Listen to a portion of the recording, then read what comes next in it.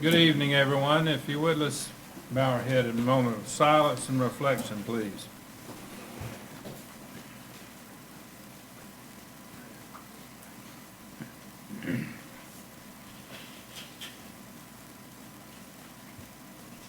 Thank you very much. And those of you that may not be familiar, that corner of the room has a table in the rear of the room. And on that table is information pertaining to this meeting that you might find interesting. Help yourself.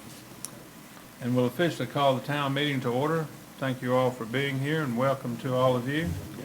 If by chance during the meeting you cannot hear, raise your hand, let me know, and we'll do what we can to activate the microphones as needed and get people to speak up.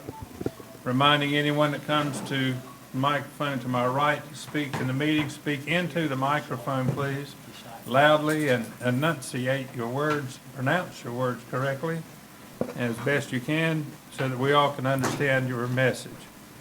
And with that, we're on item number 3 of the agenda, and that's the pledge of allegiance to the flag to my right.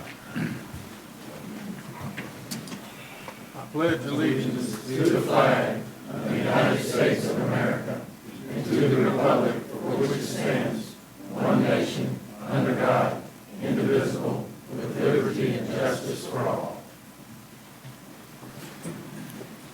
Number 4 on the agenda is a consideration of approving the agenda. Is there a motion? I'd like to make a motion that we put a time limit on item 18A of 10 minutes for a public presentation.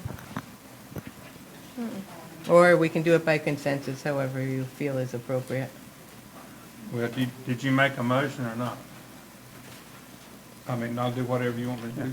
I'll second it, if we can move forward. All right, we have a motion on the floor. Any discussion? I don't quite understand. Why are what we the putting a motion- time limit on just one out of the 4? It's a public presentation, and that's appropriate per the rules of procedure, that a proposed time for that public presentation to address the board. So that seems appropriate, 10 minutes. Is that per person, or is that for No. all the ones that want to speak? No, I'm talking about item 18A, where the Alliance is wanting to make a presentation. 18A. So you're saying the public has a limited time to speak? I'm saying that when there's an item on the agenda for the public, it's typical that you would have a time limit. So my proposal is 10 minutes.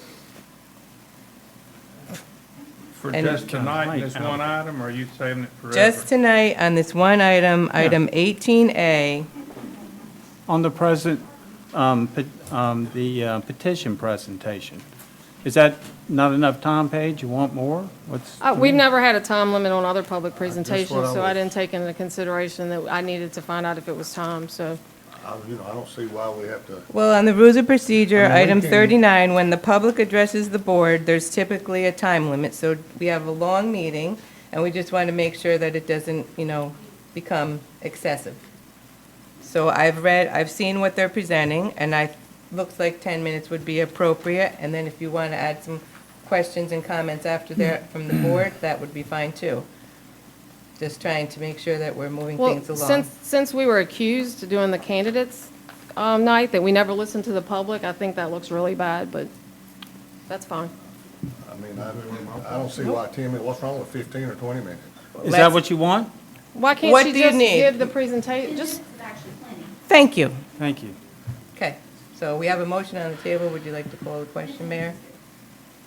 All in favor of the motion, say aye. Aye. Opposed to the motion? no, No, Of course. 3-2, Madam let's start gagging the public. Clerk. that's not what we told them. We told the public is to have the input. Okay. Now you don't have it. So now, anything else concerning the consideration of approval of the now amended agenda? You ready to vote on the amended agenda?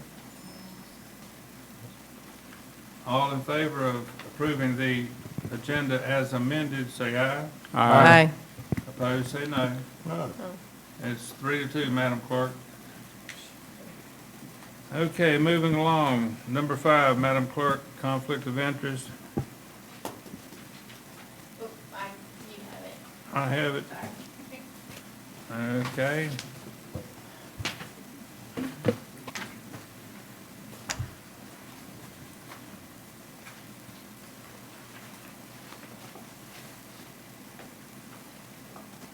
Okay, you are correct.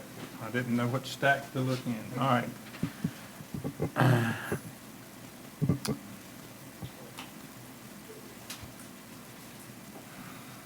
Okay, the rules of procedure require members to disclose any potential conflicts of interest with tonight's meeting. Please state if you have any potential conflicts. Mayor Holden, I have none. Mayor Pro Tem Myers, No conflicts. Commissioner Smith, No, sir. Commissioner Thomas, No conflict. Commissioner Dyer, No conflict. Commissioner Parfus. No conflict. Let the record show no conflicts of interest per statements made here tonight by all the individuals on the board.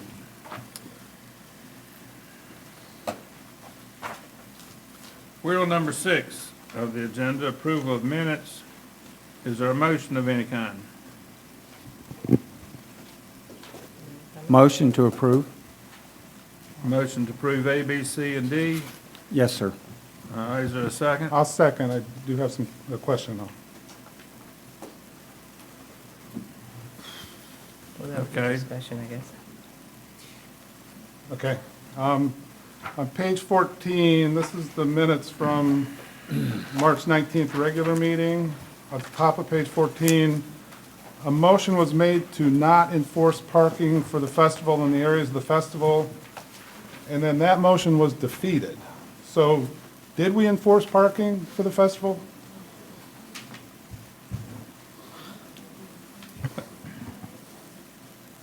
No.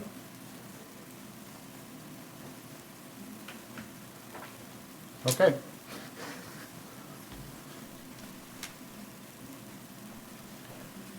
Anything else?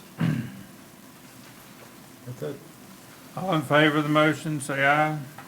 Aye. Opposed, say no. All right. All 4 sets of minutes stand approved. Number 7, public comments on agenda items, and I have a sign-up list. Is there anyone that wanted to speak that didn't find the ability to sign up as required? First speaker, Jim Bauer. Give us your name, where you live, and speak into the microphone and face the commissioners, please. Jim Bauer, 329 Ocean Boulevard West. 2 items tonight. Item 12, Block Q, permeability of the surface. Gravel is cheap. Gravel never has a problem of if you want to change it, you just pick up the gravel and you move it somewhere.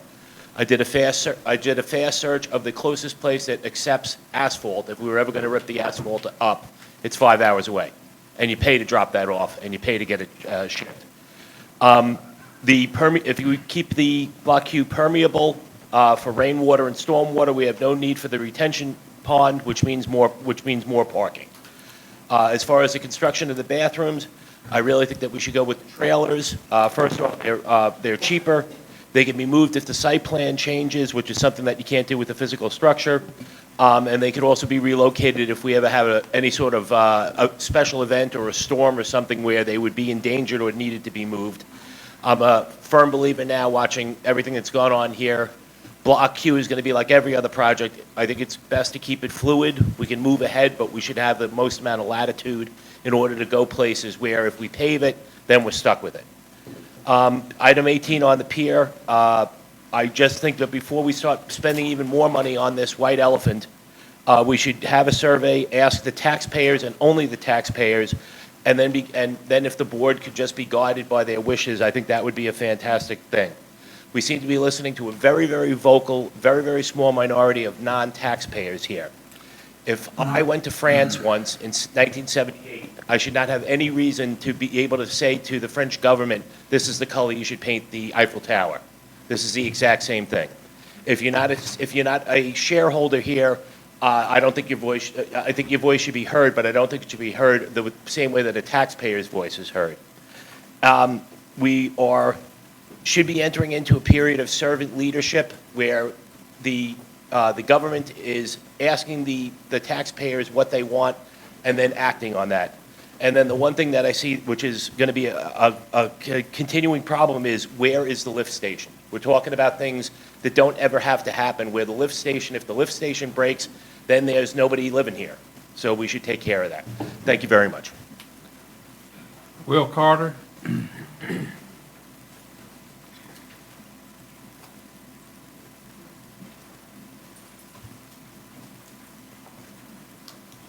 Will Carter, 108 Starfish Drive. We have a group called the Concerned Taxpayer Group, and I didn't think I'd agree with Jim, but we feel as though everybody that pays taxes on a parcel here on the beach ought to have a vote for each one of those taxes paid. Tom has 2 parcels, he'd get 2 votes. Alan's got many votes, but everybody that has a parcel and pays taxes, pays a sewer bill and everything else ought to have a voice. The original pier was built by a group of people before the town was incorporated. They all went together and got together and they wanted something better for the beach. They fought the Second World War, they fought the Korean War, they fought Hurricane Hazel. Then within 4 or 5 years, they built that pier out there. And they did it by getting together as a corporation. Since the town came incorporated in '69, we've been ruled by whoever can be down here and vote down here. They say we have 800 voters. I've been here 21 years.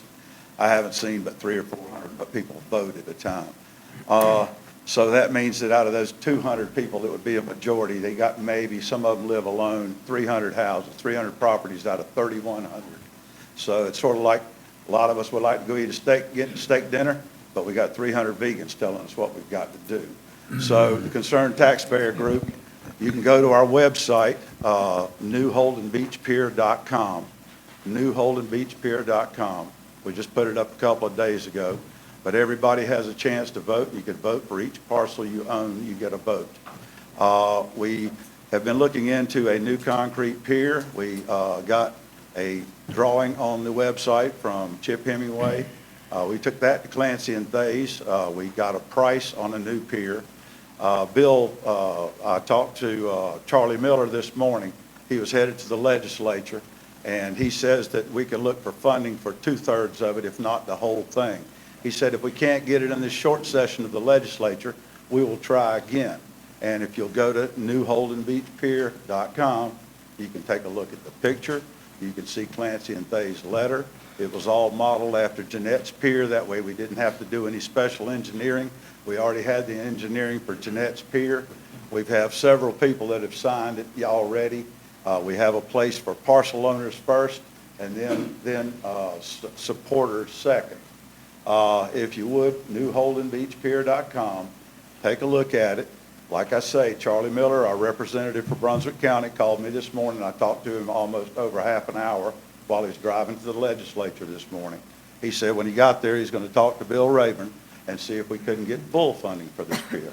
And we're talking about $30 million. And everybody's got a great idea, but this pier we're looking at will last 75 to 100 years. It'll be an 11,000-foot building. That's 5,000 or 6,000 smaller than Jeanette's pier, and it will not have all the energy-efficient design that Jeanette's has. But it will have a room big enough to seat 150 people for a wedding reception, any kind of corporate event, any kind of beach function, the people to do yoga, all the different events that go on, bake sales, whatever. And this is the way the first pier started out. It was built by, like I say, the great generation, and it has been used for 65 years. Thank you, sir. Mr. Ventures? NewHoldenBeachPier.com for people.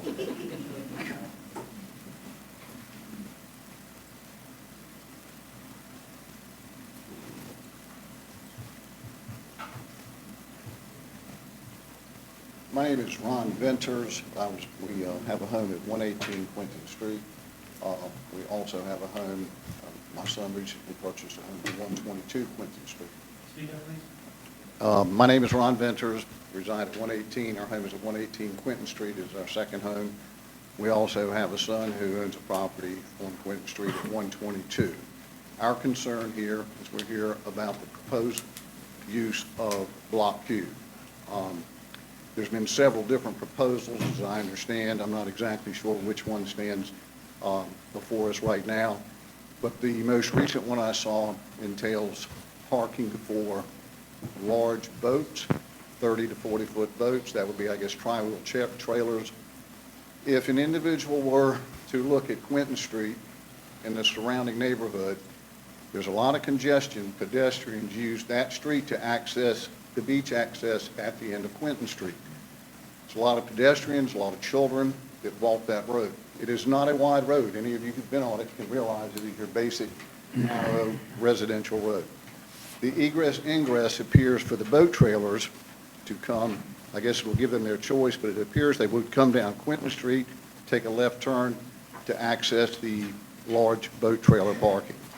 I think this is a very dangerous situation for the children and the parents who use that walkway, that street, to reach the beach. It's not only Quinton Street residents. If you look, people who either live there or renters on the other side, they come down. It is their easiest access also to get to the beach. We have children and grandchildren. We have grave concerns about heavy equipment like that being pulled through the street. The other thing is boaters, and I have a boat, oftentimes we go out very early in the morning. We see people at the boat ramp at 4 o'clock, 4:30 in the morning. I don't think it's really fair to the people who reside on Quinton Street to have to put up with noisy trucks coming through, pulling rather large trailers, the lights that would see. I think you're going to disrupt family sleep. You're going to disrupt pets in the house and children. I just don't think it's the best use of that property. I am in full agreement that the property needs things like bathroom facilities so the daily beachgoers have a nicer experience here. I think the pavilion there would be a great idea. It is a wonderful piece of property. It's very attractive, but I'm very concerned about traffic. The other issue we have is retention or infiltration basins. As we all know, if it's a retention pond, you can attract, it will attract mosquitoes, it will attract wildlife. It also can attract children. That's very frightening to me. My son and his daughter, who live at 122 Quinton, have an autistic child. You may or may not know autistic children have this thing where they like to elope, and they oftentimes run and go places, and it would just be tragic, not just for my child, but for any child who's attracted to an area where there's water, and God forbid what could happen. So we're very concerned about that. Those are our two biggest issues. We do realize it's a great piece of property. We're in full support. I think parking for daily beachgoers in terms of it's properly done as far as regular cars and things go, that's fine. But I do hope the commission will consider that kind of heavy traffic moving through a residential area. I don't think is a very good thing. All right, thank you, sir. Thank you. Mr. Turner?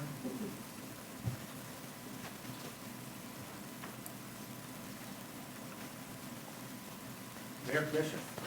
My name is Ken Turner. I have a house at 819 Ocean Boulevard West that my father built in 1958. So I've seen a lot of changes in this town. The two things I want to talk about, number one, is the Block Q. And I think we're headed in the right direction of trying to provide some parking. And I think after listening to the other gentlemen, we need to make sure that there is some boat parking, especially if we somehow narrowed that down under the bridge at the wildlife ramp. We've got to make sure we provide at least as much or more than what's there as we grow. The other issue, am I okay with speaking on another issue that concerns me on the agenda? I have a neighbor 150 feet away from my house. And the light ordinance that was recently passed that eliminated decorative lights and all kinds of flashing Christmas tree lights was a wonderful ordinance. I actually was going to thank my neighbor for backing off of the light situation, I had written them a letter requesting them to do that, and it didn't make any difference. If you're my neighbor and you say, Ken, would you turn your lights off? They're bothering me. Well, guess what? I'm going to turn my lights off just like that. It's the way it used to be.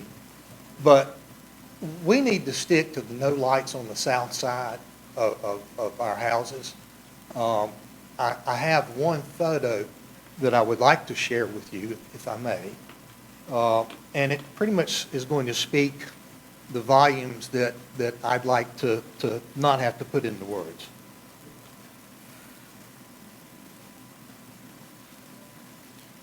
Madam Clerk, can he send that to you and you? I was going to suggest that he send that to the clerk for distribution to the board. Y'all would take a look at it. There's probably 4 by 40 feet wide swath of nothing but lights along their entire front porch. White, bright lights, so bright that I can't look east. My neighbors all around me are they hate the light, and I don't get why they have to be on a timer and on from dusk until 11 or 11:30. The porch lights are always on. So if you reverse the decision to eliminate this, that's exactly what you're going to have again. Because I would like to share this picture with you right now to show you what you're dealing with, that you don't understand the mindset of someone who doesn't care other than we're going to have our lights on at night on the ocean front whether you like it or not, because that is the mindset.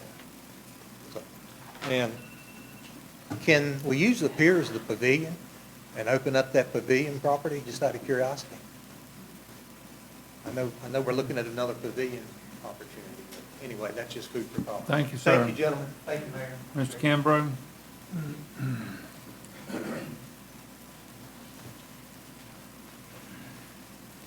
Thank you.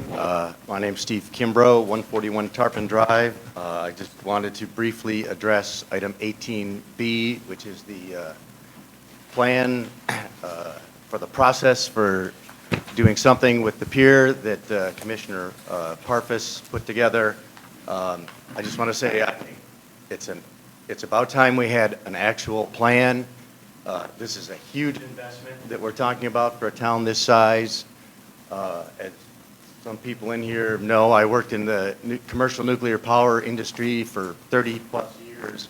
And anytime you did a significant project, spending significant money, all of the kind of things that were laid out in that plan, such as the initial cost, what options do we have, not just a single option, what kind of income are we going to have from the project, all those kind of things, you'd had to lay them out and take them to senior management to do any kind of project like that.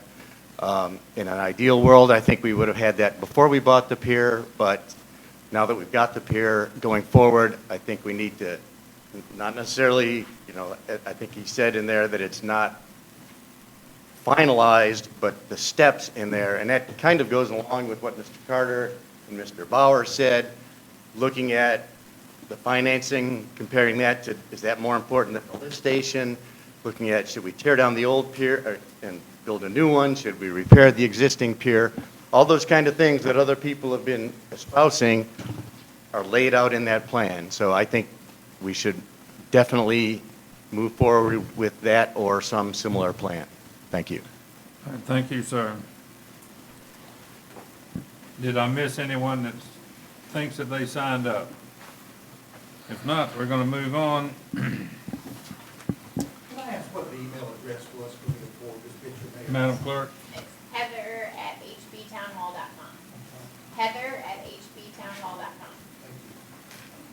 All right, we're on number 8, Lieutenant Dilworth for the Police Department.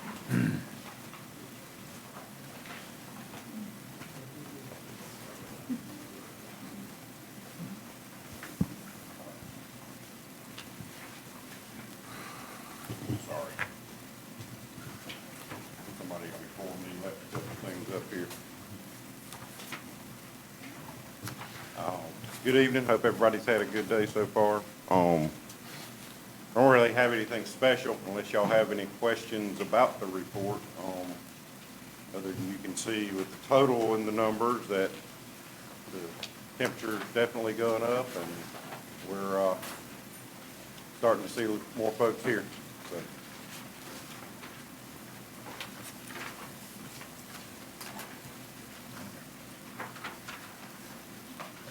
I would like to mention that everybody's probably very happy that the construction crew is gone from Ocean Boulevard. And how nice it is to drive down a nice, smooth, surfaced roadway. I have noticed, however, that the accelerator pedal seems to go down more smoother too. So just remind yourself of that. Set your cruise control, 35 all the way down. And pass on that the bike lane is there now on the outside of the white line. That is a bike lane, not a parking area. If you could pass that on to everybody.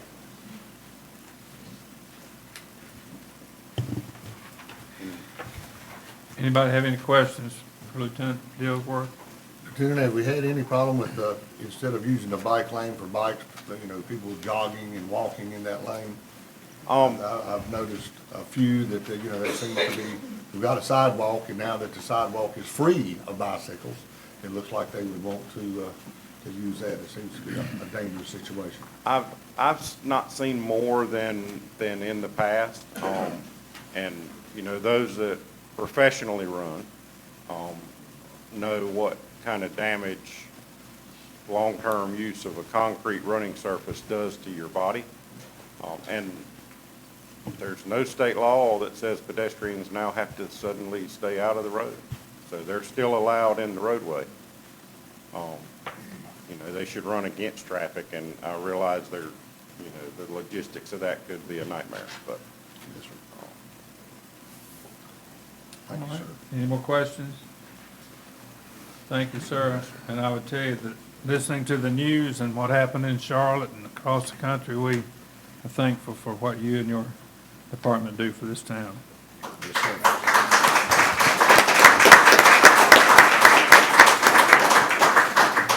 Mr. Evans, inspections? As usual, we're very busy over there in the inspections department. I'll just read the last page of the report. For residential, the count was 75 this month. The total fees were $84,845. That's what we paid. What was paid was $80,482. For active new home permits, there was 41. For other active permits, there were 312. Included in those are the next three categories. Permits issued over 30,000. There was 45 of those. Permits issued over 100,000. There was 15. And then substantial improvements, we don't calculate those, but that's more than 50% the value of the whole structure. So they always will be somewhere above 100 grand for those. Permits issued waiting for pickup are 16. Total permits are 369. That is what we got cooking in the file cabinet that we're working. Number of permits that were actually worked this month for inspections was 136, and there was 507 inspections done this month. Just like last month, we were extremely busy. Not quite as much as last month, but you have to remember, it's sort of like the river rising. When it rains upstream, it takes a couple of days for it to get down. Last month's big month and this month's big month, we will be extremely busy in May, June, and July. And what this is, what you're seeing is everyone trying to get their homes ready for the summer. And then there's a lot of jobs that are left out there that are being completed that were either too big, or the scale was too large, and they got the time frame wrong, and they just kind of move on. And then we see it fall off as the summer goes, and then in the fall it starts picking up again. And we have major holidays that impact the inspection department. There's a big push to get all your work done by Memorial Day, a big push to get all your work done by July 4th, and a big push to get all your work done by Labor Day. And so that drives some of this work that kind of ebbs and flows like that. But we can track it, we can watch it. But we're real busy. Anyone have any questions? So Tim, I just had one question about, I think You're about to have your quarterly review for your Key Bridge in May? Yes, actually the 10th. Yes, so do you think maybe you could bring an update to that, to the May 20th meeting? Sure, but we'll have the meeting with with Ms. Myers is actually on the 10th. I actually spoke to her today, Okay, perfect. because we've done some things, and our last thing was that we keep her up to date. So, but we do have our meeting on the 10th, and I'll bring the report back from that meeting on the Perfect. Thank you. Yeah. Thank you. Anyone else question? Thank you, Mr. Evans. Thanks for the hard work, Ken. Mr. McRaney, the money man, finance officer. So all the funds are tracking for March, pretty in line with last year. If you look at the general fund, the expenses is always a little higher in March, and that's from the town hall debt service. And then kind of same situation in the water sewer fund, that's the county sewer system payments.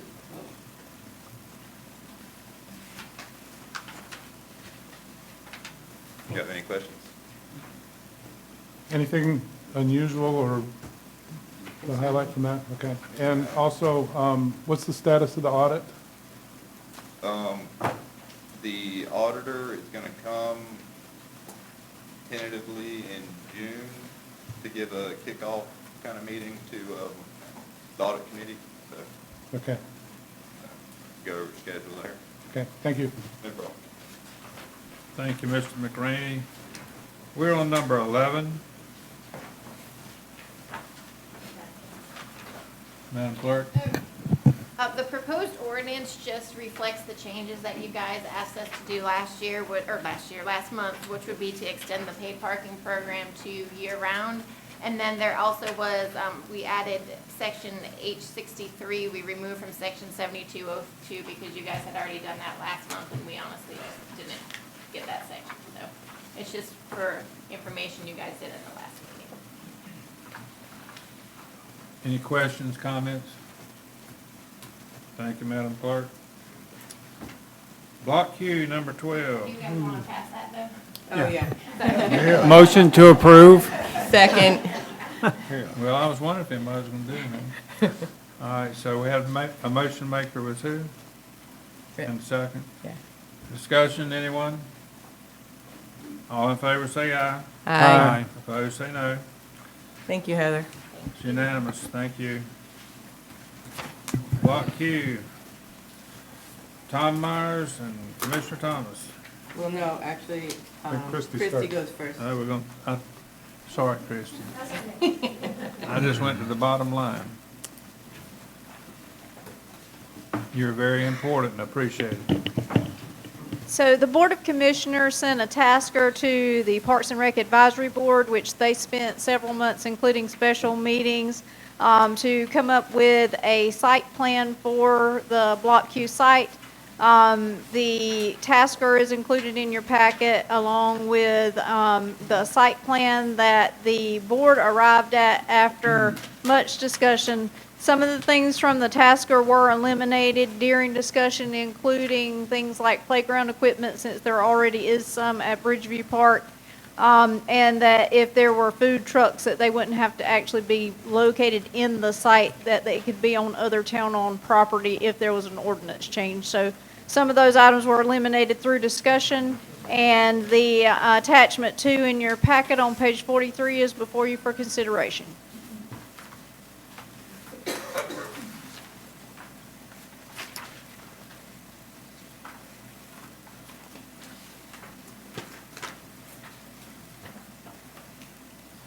Any commissioner want to speak, or?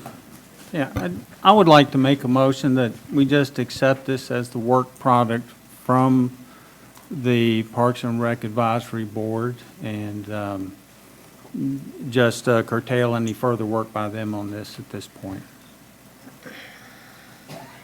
That's a motion. Motion. Is there a second?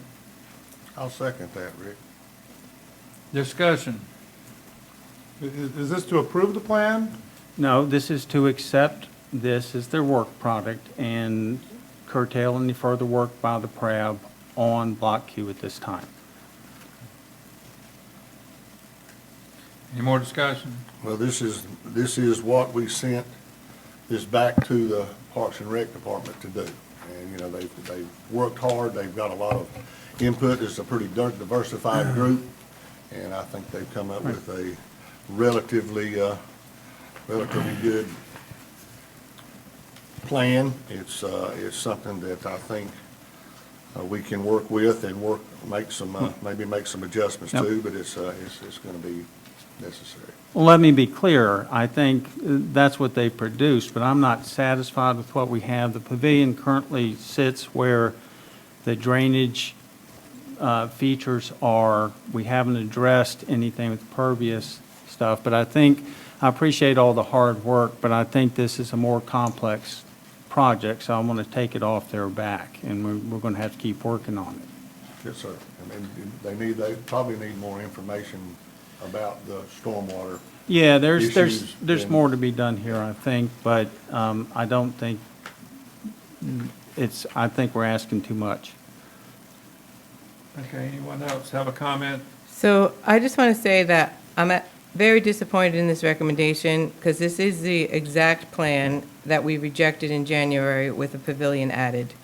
They had an opportunity to put whatever they wanted in there. I mean, they were to consider parking, but they came back with the exact same plan, you know, and I don't think that we need to spend all that money that we don't have on making 15 boat parking spots when currently we have 30 around the perimeter of Block Q. So we've reduced the number and we've just made them massive, and we're paying $330,000 for that. So I was hoping that they would see that the world was their oyster and they would come up with something that would benefit the homeowners of Holden Beach with a nice park or some amenities that we currently don't have, but they just came back with the exact same thing that we rejected in January. So I'm frankly very disappointed in this proposal, and I can't support it at this time. Okay, but the motion is just to simply accept it. No, he's not accepting it. No, I said we're receiving the work product as is. We're not adopting it.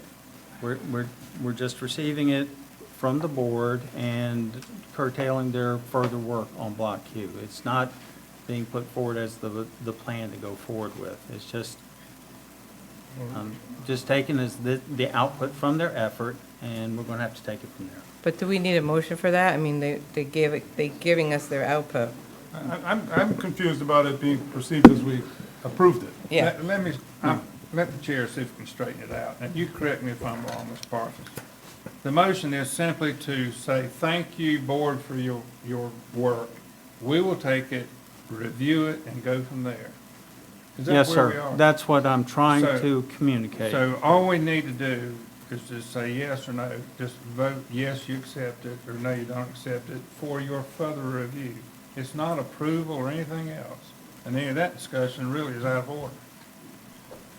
Why is With it all out due of respect. Why is it out of order for me to comment on what they presented to us? I mean, I think that's appropriate for me to give my opinion on what they just presented to us. I get bombed with criticism about the way this board is run. And I'm just simply trying to say to you, the motion is about receiving it, no action and final work to be done beyond just taking it and saying thank you. That's all the motion is. Later, we'll discuss it if you commissioners will approve moving forward with discussion or anything else about it. But we just simply, matter of time, just take it and say thank you. That's all it is. And I'm sorry, if you think I'm out of order, I'll give Tom the gavel. But, you know, my job is to run the meeting and try to get people home in reasonable time. We don't need to fuss over something that really is not supposed to be discussed. It's not the motion to put it into action or results. It's just to receive it. So if you want me to pass the gavel and be corrected, that's fine too. But I'm just trying to do my job. I've been doing it a while and I think I'm pretty good at it. So with that, I'm going to ask the board, would you consider voting? Would somebody call the question so we can move forward with the vote? Or do you want to talk about it some more? I guess I do have some questions. I think we've got some follow-up items in terms of next steps. Is that correct, or is there a proposal with next steps? They've given their work product back to you. I'm not sure what the item that you and Tracy are presenting is as far as next steps, so. I didn't say anything about next steps. I'm just commenting on the work product, that's all. yeah. That's all I was doing, and I think that's appropriate when you present something to us, that I can give my feedback on it. Yeah, I was talking about Mayor Pro Tem Myers' comments about next steps, when he said, he looked at me to say, is there next steps? But, I mean, at And some said point, Tracy. you guys have to come up with a plan. But I don't know what the context is of your next item, so I don't know how to continue to answer your question until you guys discuss that. This is just where we are on this one. I'd like to call the question. All in favor of the motion, say aye. Aye. Opposed, say no. Case unanimously approved. We accept it. Anything else, Ms. Ferguson? No, sir, thank you. All right, now let's go to 12B. Mayor Pro Tem Myers and Commissioner Thomas, you have the floor. Yep. Let me get to 12B. Please speak as close to your microphone as possible. Okay, so my motion for 12B is to instruct the staff to revise the stormwater plan to include only the bathroom and the bathroom parking as identified in the grant that we accepted last month. A second. Discussion. Do you want to discuss more? No, I think it's pretty clear. I mean, we talked about, we're not accepting all the other stuff. We want to do this in phases. So we think that the bathroom is going to move forward because we accepted the grant. The other stuff we can have more discussion on. At this point, I think it's important that we make sure that we only spend the money on the stuff that we've approved, which is the bathroom. So that's why I want to make sure that the stormwater plan gets revised for only that piece of the project.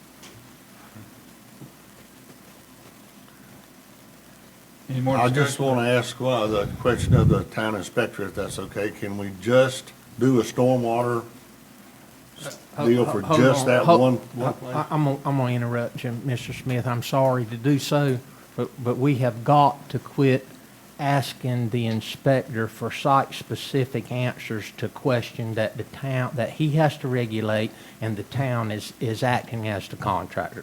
Now, whether he wants to, he'll answer that is fine, but I just think that we ask Tim to play out of position too often, and if the board wants that type of thing answered, we need to get the staff in here to do it. I can answer your question, though, on that, the stormwater thing. Yes, and that's the direction that we have been proceeding at from last meeting, because that's the impression that the direction in which the board wanted us to go. So we're just speccing the piece of stormwater for the bathrooms. It does not, the answer to your question is it does not require a state stormwater permit, but because of the size of the parcel, it does require a local permit, and that will require professional engineering services to do that and include as part of the spec in the design for the construction of the bathroom. Thank you, sir. I'm not sure what's wrong with the, Unless you want to counter what I just told them, Tim. I'm not countering it. I was going to add a piece that once all that's done by our ordinance, it has to be approved in our office. Right. That's why it's inappropriate for me to comment on it, is that we have to review it and we have to approve the local stormwater. So, I mean, while I'm, unless you tell me to hush, you know, we got that in motion. Thank you. We're working on it. That's what I wanted. Thank you, sir. Mr. Myers? Yes. I appreciate the work the Parks and Rec Advisory Board has done. I know that you worked very hard, you dedicated a lot of time Some of you made personal sacrifices to do this work, and I really do appreciate it. I realize you're frustrated at us. I think we're frustrated too.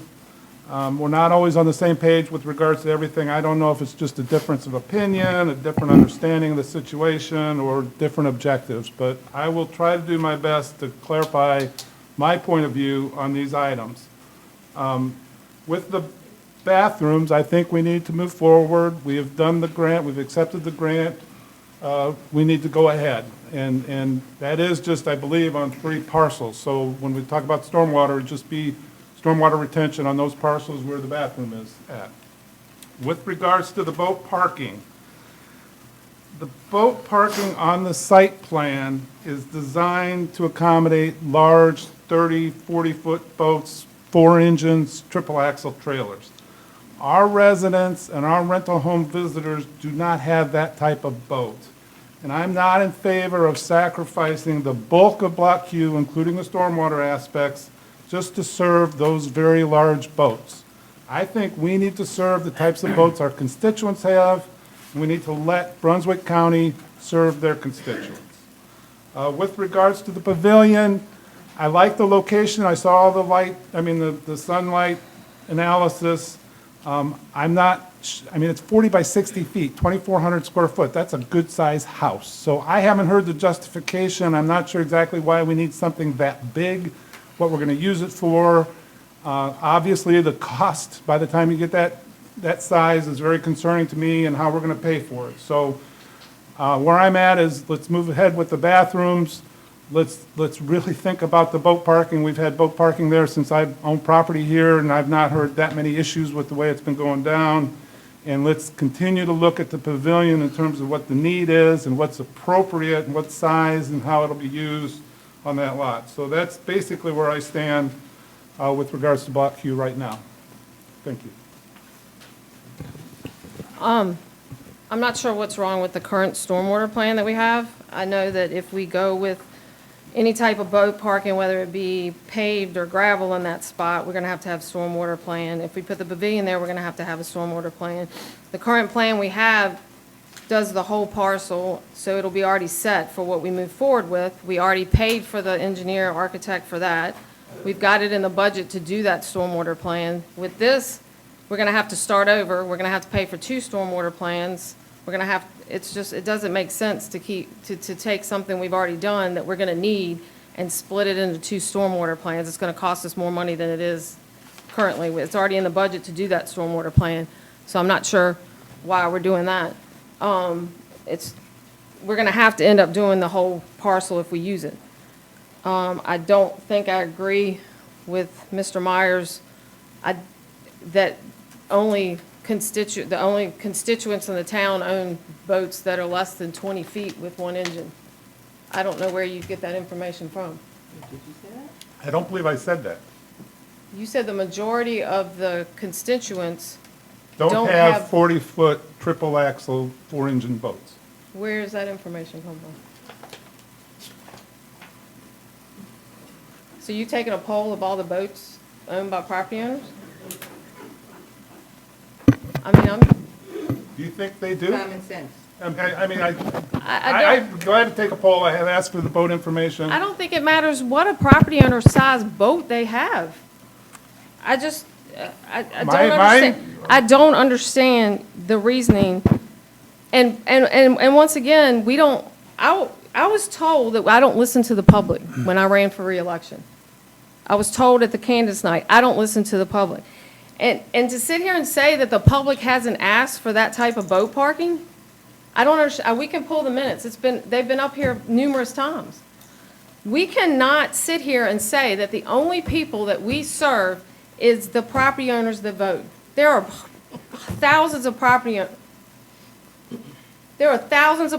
that cannot vote, and they need to be represented. So to take a small core of about 400 people that vote and say they're the only ones that matter is wrong. We also serve the community. And we have to serve the community and the property owners and the people that vote. We can't continue to say we're going to listen to one small subset and that's it, and that's all that matters.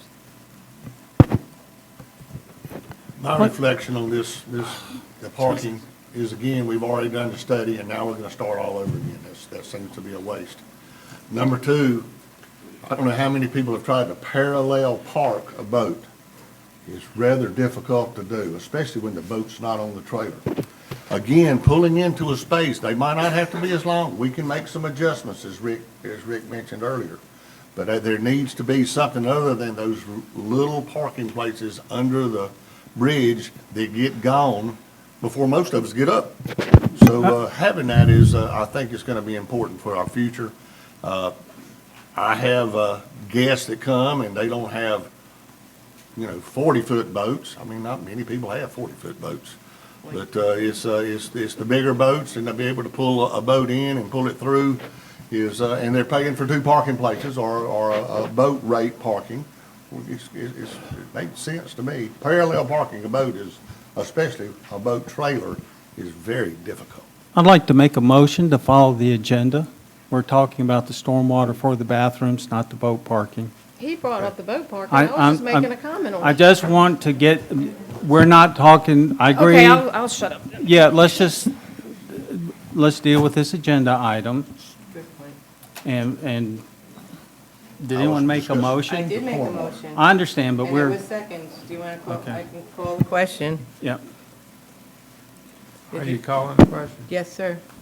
All in favor of the motion, say Do we aye. have a? Aye. Aye. We're good. What did you say? Aye.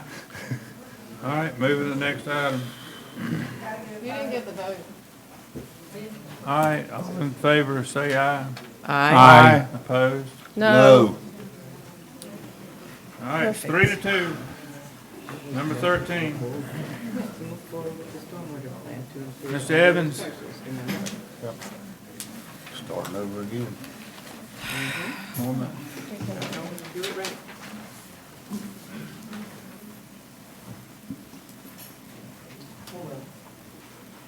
David, I forgot my blood pressure medicine and my sugar pills. I probably should have took them twice. I want to start out by saying something, because I often get responses to stuff, and we put it on the agenda. And this is a particular item, if I remember correctly, that we proposed to the board needed to be looked at, and they told us that they wanted us to take it. And of course, it's a regulatory rule, but we took it to the planning board to run it through the planning board first. And of course, staff looked at it as well, which is the lighting ordinance. And I did get an opportunity this evening to see some of the public comments and responses, and most every bit of the feedback that we got has been really good feedback.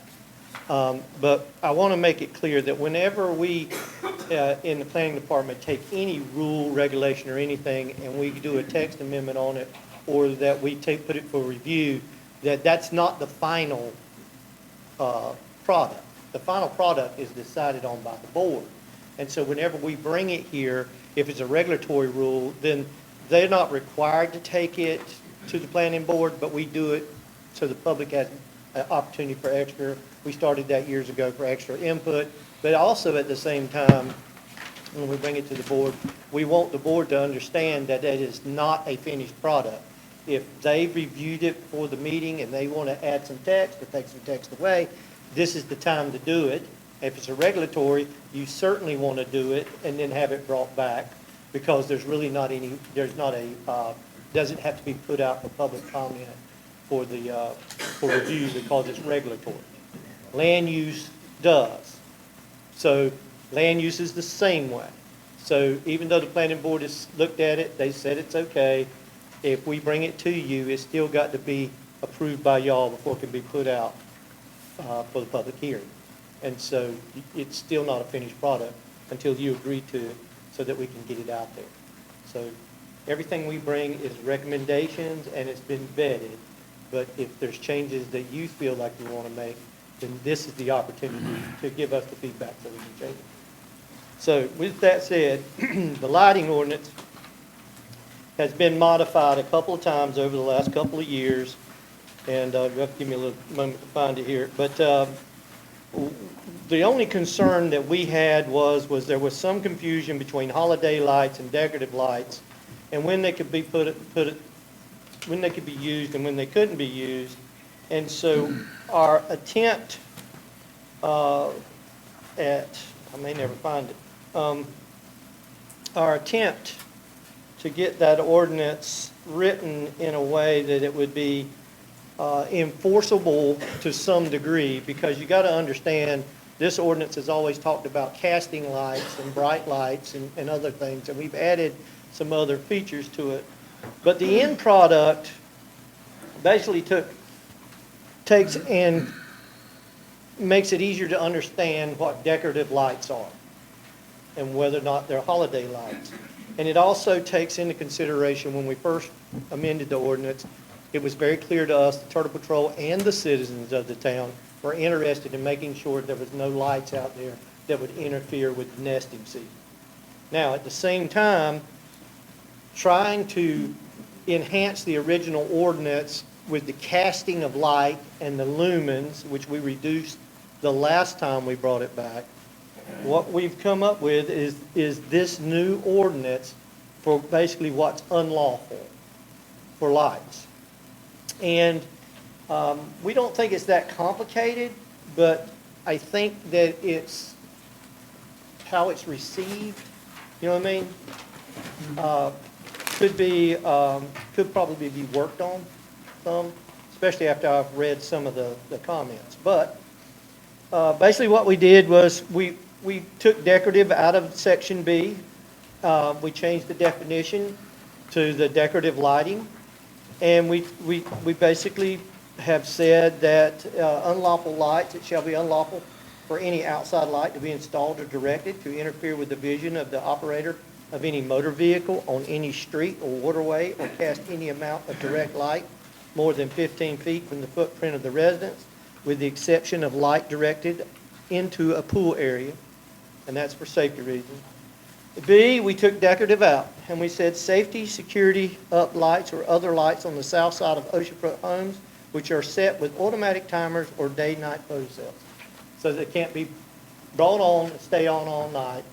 They should be turned on for use for safety purposes and then turned off.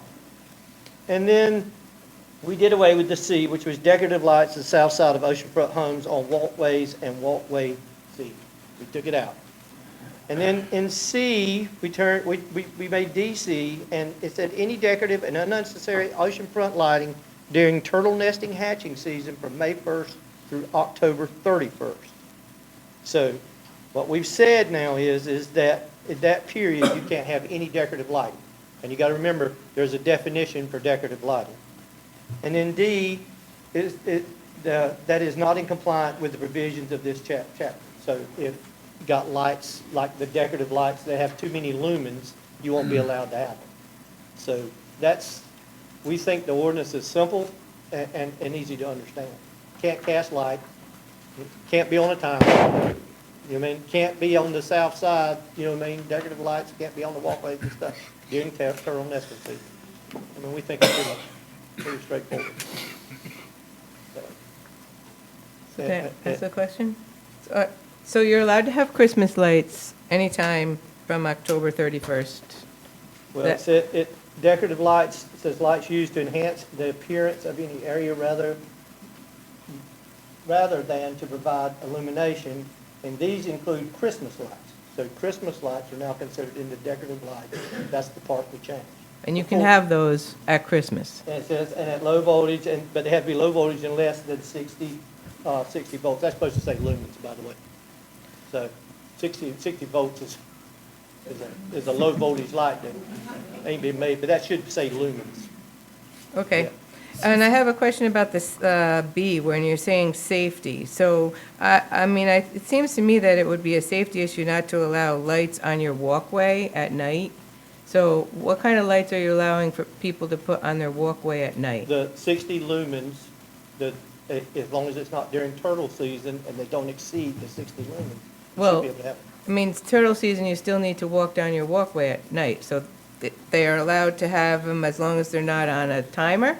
They can still have them? No, it says any decorative light and unnecessary oceanfront lighting during turtle nesting hatching from May 1st to May 31st. You're not really allowed to have any lighting out there during that period of time. Well, that's a question of what is unnecessary. I mean, if it's a safety hazard, I would think it's necessary to walk down your walkway so you're not getting Go to injured. B, it says safety, security, uplights, or other lights on the south side of the oceanfront home, which are set with automatic timers or day-night light. So you can have lights out there is the way we were thinking, but they could not cast. So you could have some lights out there, but our thoughts were you could have them out there, but not during turtle season. That was our thought. So when I read that, it seems to me that, okay, I get it, I can't have it on a timer, but I can walk to my walkway and turn a switch and turn the lights on and then go down to the water and then, If you're considering it to be a safety light, it can't be on a timer, you should be able to turn it on. But you gotta remember, it can't cast more than 15 feet while it's on. well, yeah, I mean, your Yeah. walkway's not more than 15 feet No. wide if you Well, have a now- trail now- of them. I think you're misunderstanding that. If you put the lights on the walkway, Yeah, and let's say they're the kind that cast straight down, you can buy them, they Yeah. just glow right down there. You turn them on, the light's not gonna cast out here 15 feet. right, It's gonna be right there. so they're allowed. But if you turn them on and they're that type of light, and they cast out there 15 feet, you're gonna be in violation. In other words, if you're blinding your neighbor with the picture, you're not gonna be able to have them. And that's the thought process, you know what I mean? But the main thing was, we always got feedback that they didn't want lights out there on the turtles, but you can't make it completely dark, then I'm falling down my walkway. Exactly. So the idea was, you could have that, but that's the, I mean, I think safety trumps turtles, well, that's right? what that says. That's what it says. Yeah. Sorry. Human safety trumps turtles. Well, I think that, hold on, I'm not gonna say it way, but I think we've reached we're compromising a balance between safety and protecting the turtles, but not having on automatic timers or photocells. And that's what we're doing. Right. Everybody's gonna be responsible, they're gonna go out there, they're gonna turn their light on, they're gonna walk out there, and then when they come back, they're gonna turn their light on. Exactly. Exactly. Yeah, That's And what's gonna happen that's is what I if was you've just got trying to more, clarify. if you've got lights that are bright and they're shining, then you're gonna force me and Jana to have to come over here after hours. Because somebody's gonna call and we're gonna come take a picture. Well, that was And my then- other question. You don't talk about floodlights or anywhere.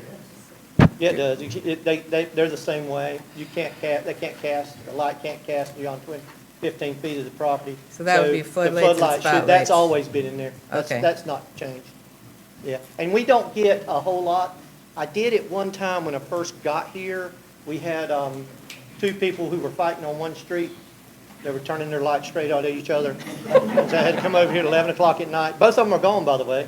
But they were shining the light directly on each other, and I was getting called, and I was coming over here at 11 o'clock at night. And then we had one other lot, we had one other house that was actually shining across two lots. We had a complaint on Quinton Street years ago. Brunswick Electric came over and put a light in one of these restaurant parking lots over here, which is not regulated by the rules as far as the NEC, but it did have to follow our light ordinance. But that light was so bright that it would give you a suntan over there on Quinton Street, and I could hear the light humming. It was it was literally that bright. And they came and put shields on it. They honored our code back then and put shields on it. So we've had some of those complaints. But for the most part, when you got as many people as we have here and that we have in the summer, light complaints are not numerous at all. They really aren't. What about these little solar light stakes that are multiplying like cotton wraps? And I would have promised you that they're most likely not more than 60 lumens. They're If they okay? were, they wouldn't last 10 minutes after being solar powered. Okay. And we are, talked to staff today because Jana has been getting calls about the lights on the walkways. And as long as I was doing it, it was a little different, but they're learning and go along. We're actually going to get a light meter. I mean, So these are we're going to not invest in necessarily a on the light walkway. meter so that when we make decisions, we're going to have something to base it off of. They tend to be in the sand going out past the dune, not just on the walkway, but. Yeah, if they're casting more than 60 lumens, or if they're staying on, you know what I mean, they could be a problem. If Yeah. there's a complaint, now you gotta remember, we're gonna be working on a complaint-driven basis, because, that's the way it works. We're not gonna come out here and patrol the beach, you know what I mean, at night, and see if we can find, well, we're working on a complaint-driven basis, but what happens is like with the two people that were warring with each other, if David remembers, I come over here at 11 o'clock at night, I got a whole list now. Because when we go out there on that beach, we're gonna get every one of them from where we go in all the way down. It ain't just gonna be the people that get complained from.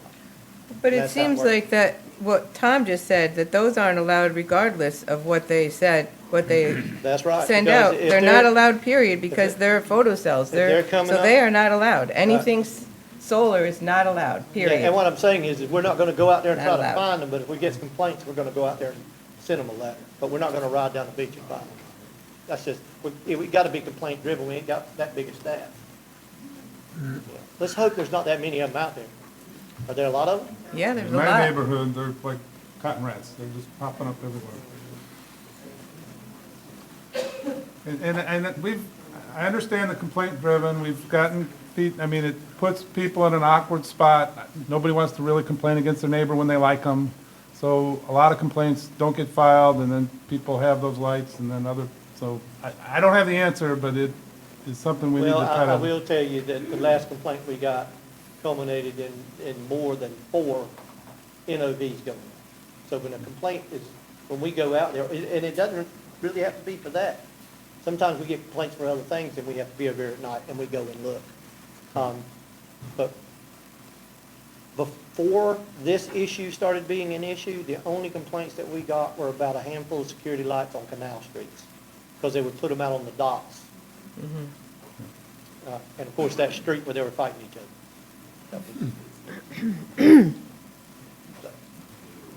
But anyway, if you like the ordinance the way it is, you know, you can vote to approve it as a regulatory rule, or if you want it looked at some more, or you want to have some input in it, you can make some suggestions, and we can go back and look at it. Tim, I emailed you some suggestions based on how I perceive it. Sometimes I know I've written technical stuff and it's clear to me, and then you get a bonehead like me reading it and it's not so clear. So what I would request is look at the comments I made and see if they make any sense and take another shot at it. And based on the questions here, it's not crystal clear to the lay people. Okay, and we'll take a look at the solar lights, and I'm going to reflect on one comment that I read that I thought was pretty informative as well. So, yeah, I welcome being able to take it back. Okay, thanks. Well, Tim, that's what my thoughts are, is with Rick, when the ordinance was originally changed, I think there was a little disconnect between what we agreed on and what actually got in the ordinance book. I think there was a few small things, and it makes it a little tough to read and understand, and I think if you go back and maybe put a little more clarity to it, I think it'd be better for everybody.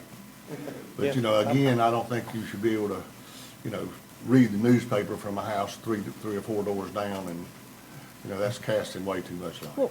Well, I think one of the problems is if you have those lights in a rental house, a lot of the people renting houses will turn the light on like a floodlight, and they don't know that there's an ordinance there. So the ordinance is necessary so that these houses are in compliance, so when people come and rent, they know that they can't turn this floodlight on. Because we have one in our neighborhood that's rented, and the people come, I don't even think they know to turn the floodlight on. They leave it on then they leave, and it stays on for a month. But there was a lot of incidences this year where the turtles that hatched went towards Ocean Boulevard. And so they were picking them up, people were picking them up in their dunes, they went under houses, they were and people were having to pick them up and bring them back. So these floodlights and these spotlights are causing issues. So I think what you're doing needs to, because a lot of people don't understand, and the houses need to be in compliance. Okay. Any more comments, questions? Okay. Thanks for the staff's work, Tim. You got to give the planning board credit, they worked on it, so. Are we ready to move to the next item? Just could we reiterate the guidance for the inspector that, what the expectation is for him to bring back and when? a little more clarity to the ordinance, as well as investigate the little dollar store, $1 Solar stick in the lights. ground lights, Yeah. yes, sir. I mean, there seem to be popping up. I've got them in my driveway, but that's on the street side, you know, so I can get in there when it's, oh my God, dark. I got your stuff. Yeah. They good, David? Well, when do you want it back? As soon as possible, sir. Next meeting. Can you have it done by the May meeting? Yes, the May 20th, I think? Yes, 20. Yeah, Remember the yes, agenda goes out 10, just remember the deadline is 10 days before that meeting. We're on a short month cycle, so I don't want you to commit. I think I can do that. If I can't, you'll know it won't be on there, but I'll give it word. No, Pretty there you much. go. Because the ordinance starts May 1st, so it'll already be, the time frame. will already be- The stuff that he's given me, and I already know what he's talking about, because somehow there was a disconnect, and some of the stuff didn't get brought over. And so I think I have what I need, and we'll have a discussion in my office about those lights, about those solar lights. Thank you, Tim. Okay. All right, moving to number 14. You're still up, Mr. Evans. Okay, number 14.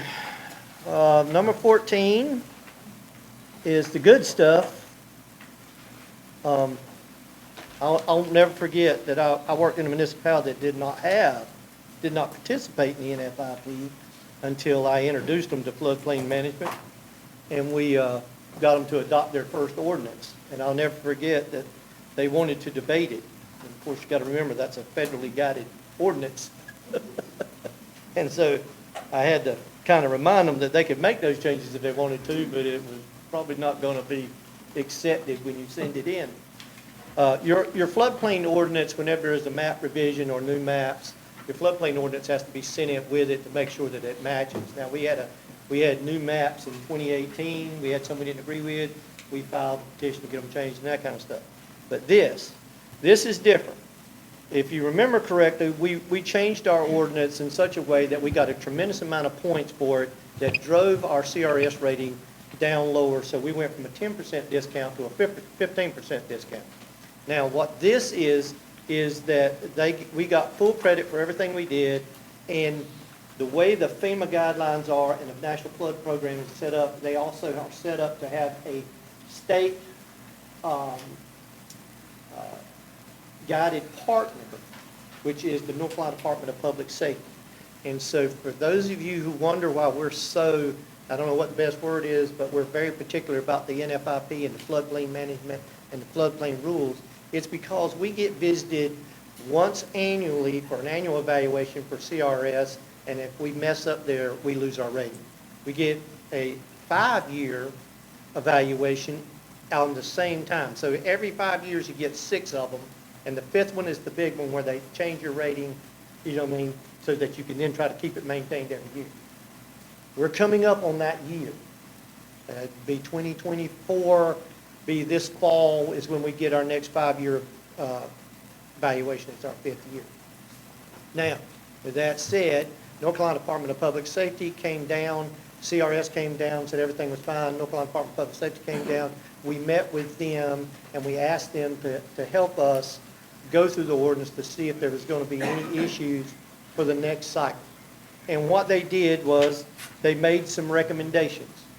And the recommendations we then ran through the CRS, and they agreed with them to help bolster our NFIP ordinance so that we could get maximum points and not get pinged for something we didn't have. And so this ordinance has some, as best I can put it, text amendments in, is what they are. Some of them, we removed stuff that was no longer necessary and we didn't need it. And we're not adding anything. The first part that we changed was just basically that. It was changing some of the delegated to the local government and the authority to adopt regulations and design. It had an old general statute requirement, so we had to change it to the No 160A. When me and the attorney changed everything in the book, we missed this one. All the 153, 147 statutes turned to 160D, which is a unified ordinance statute by state law. So you had to change them all. We missed that one. It's supposed to be 160A instead of 153, so that changes it. And then down in the next section for the special flood hazard areas, we had a date revision there. It was supposed to say August 28th, and it had our old revision date in there, but it was in another part, so we didn't get dinged for it, but this makes both of them match, the August 28th. In the substantial improvement, in our ordinance itself, it states, and this is one we get a big number for, our substantial improvement is not a one-year accumulation at 50%, it's 2 years. We had it in the ordinance, we left it out the definition. So this puts what was in the ordinance in the definition, so the two match. Then there was another part, 1 and 2, that was never in, or 1 was not in our ordinance, and 2 has another section that references our code that got left out, another part of the code.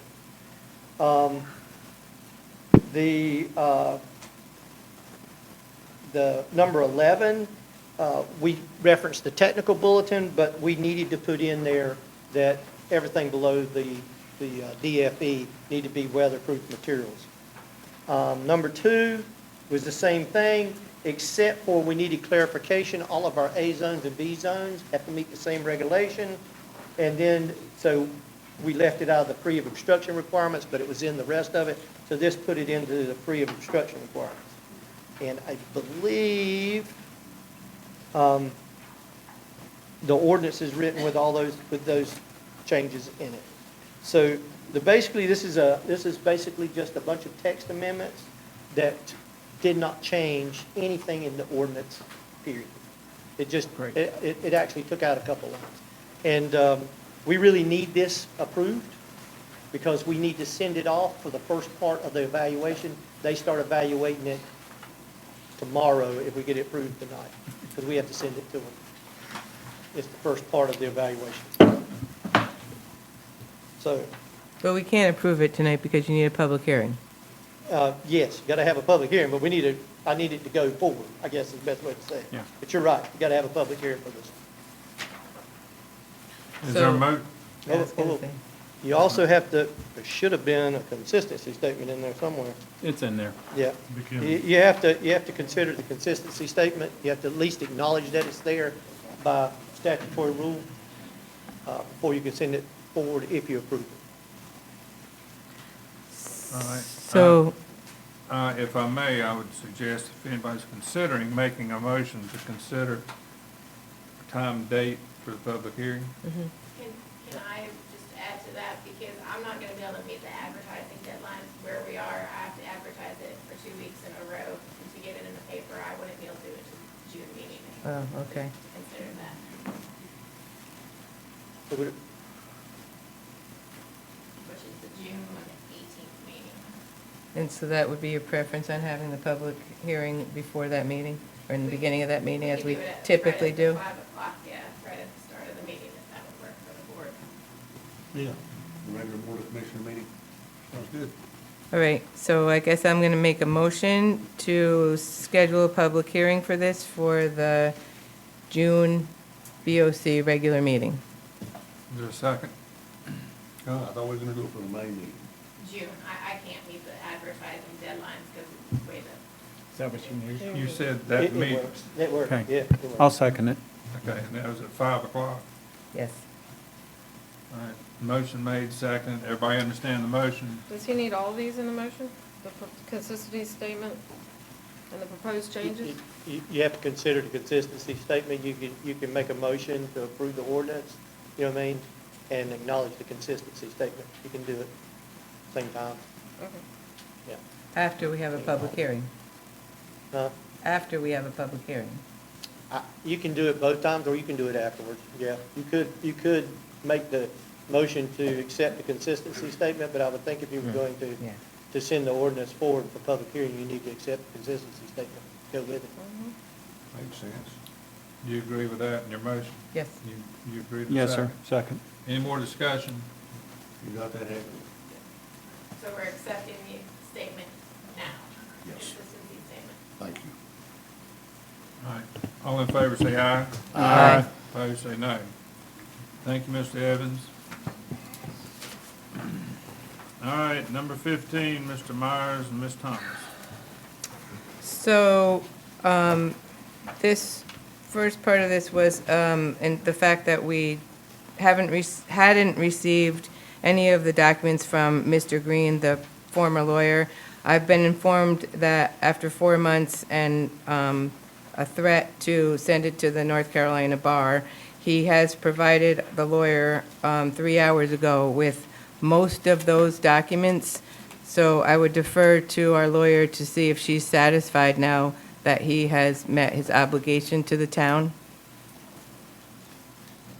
Yes, I would say it's satisfied. I will pick up the remaining documents sometime this week, and I guess I will update the board what I've received, if that's all right, based on me picking up. I just didn't have a chance to pick it up for today's meeting.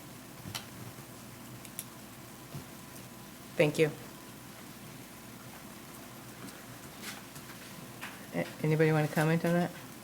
Otherwise, I'll go to the second part, which was, we've received 3 RFPs, so I would like to make a motion to schedule some interviews for the 3 candidates for a full-time lawyer, a permanent lawyer. And I would make the recommendation that those be remote on the lawyer's part, because 2 of them are remote. And so if we could accommodate them in that way, Heather? You'd still have to have a meeting if you're doing the whole board, and then it would just be like where we had the conference. It wouldn't be a Telephone It's call. a telephone, it wouldn't be. Right. Yeah, that's fine. We would ask them the questions that we have, and, I mean, they could come if they want, but I would like to make sure that they know that that would be okay if they didn't want to travel. Yeah, if the board agrees, I could just contact the 3 firms and just see what dates are available, and then get back to you guys and try to schedule a date, a couple dates if that works. Perfect. Would that not be Is best there to not do a- that in person? We could, but I was just trying to accommodate the long-distance lawyers. Yeah. If they want to come, they're welcome to, but I would make that accommodation to them, since they are out of town. 2 of them, 2 of the 3. Yeah, and apparently, it's the new norm to do it Zoom or phone calls. Save the travel costs. Madam Clerk, would we effectively have a meeting, maybe in this room? I mean, we're not going to be like one commissioner at home down there and one over there and all that stuff. It's going to be taking place here. Correct, it would be all of us up here, and then we would just have that conference table that I usually have right there when we have somebody call in. Is that open to the public, Mr. Can we do Hewitt? that at the May meeting? At the actual May meeting, you could, but I would probably maybe schedule an earlier special meeting. I just know in the Yeah. past it's taken some time, so I don't know if you want to do that at a regular meeting when we're already adding to the agenda, but whenever the board would like to do it. I mean, we got all the meetings. I would beg the commissioners, please, if we can limit any more special meetings and try to tie some of these meetings together, if we could. Well, I think it's gonna, Heather, I think you took the action to see what their schedule is, when they're available. See if it can tie into maybe one of our other, either a budget meeting or one of our other meetings. I could check with them and just solicit a couple dates Yeah. and let everybody know if that were. Perfect. Any more comments, questions, concerns in regards to number 15? I just request a clarification. So there's no need for the town to contact the state bar? At this point, At I this- would say yes, that's no need. I did not make that motion. Are we finished with 15? Yeah, it's 16, I think.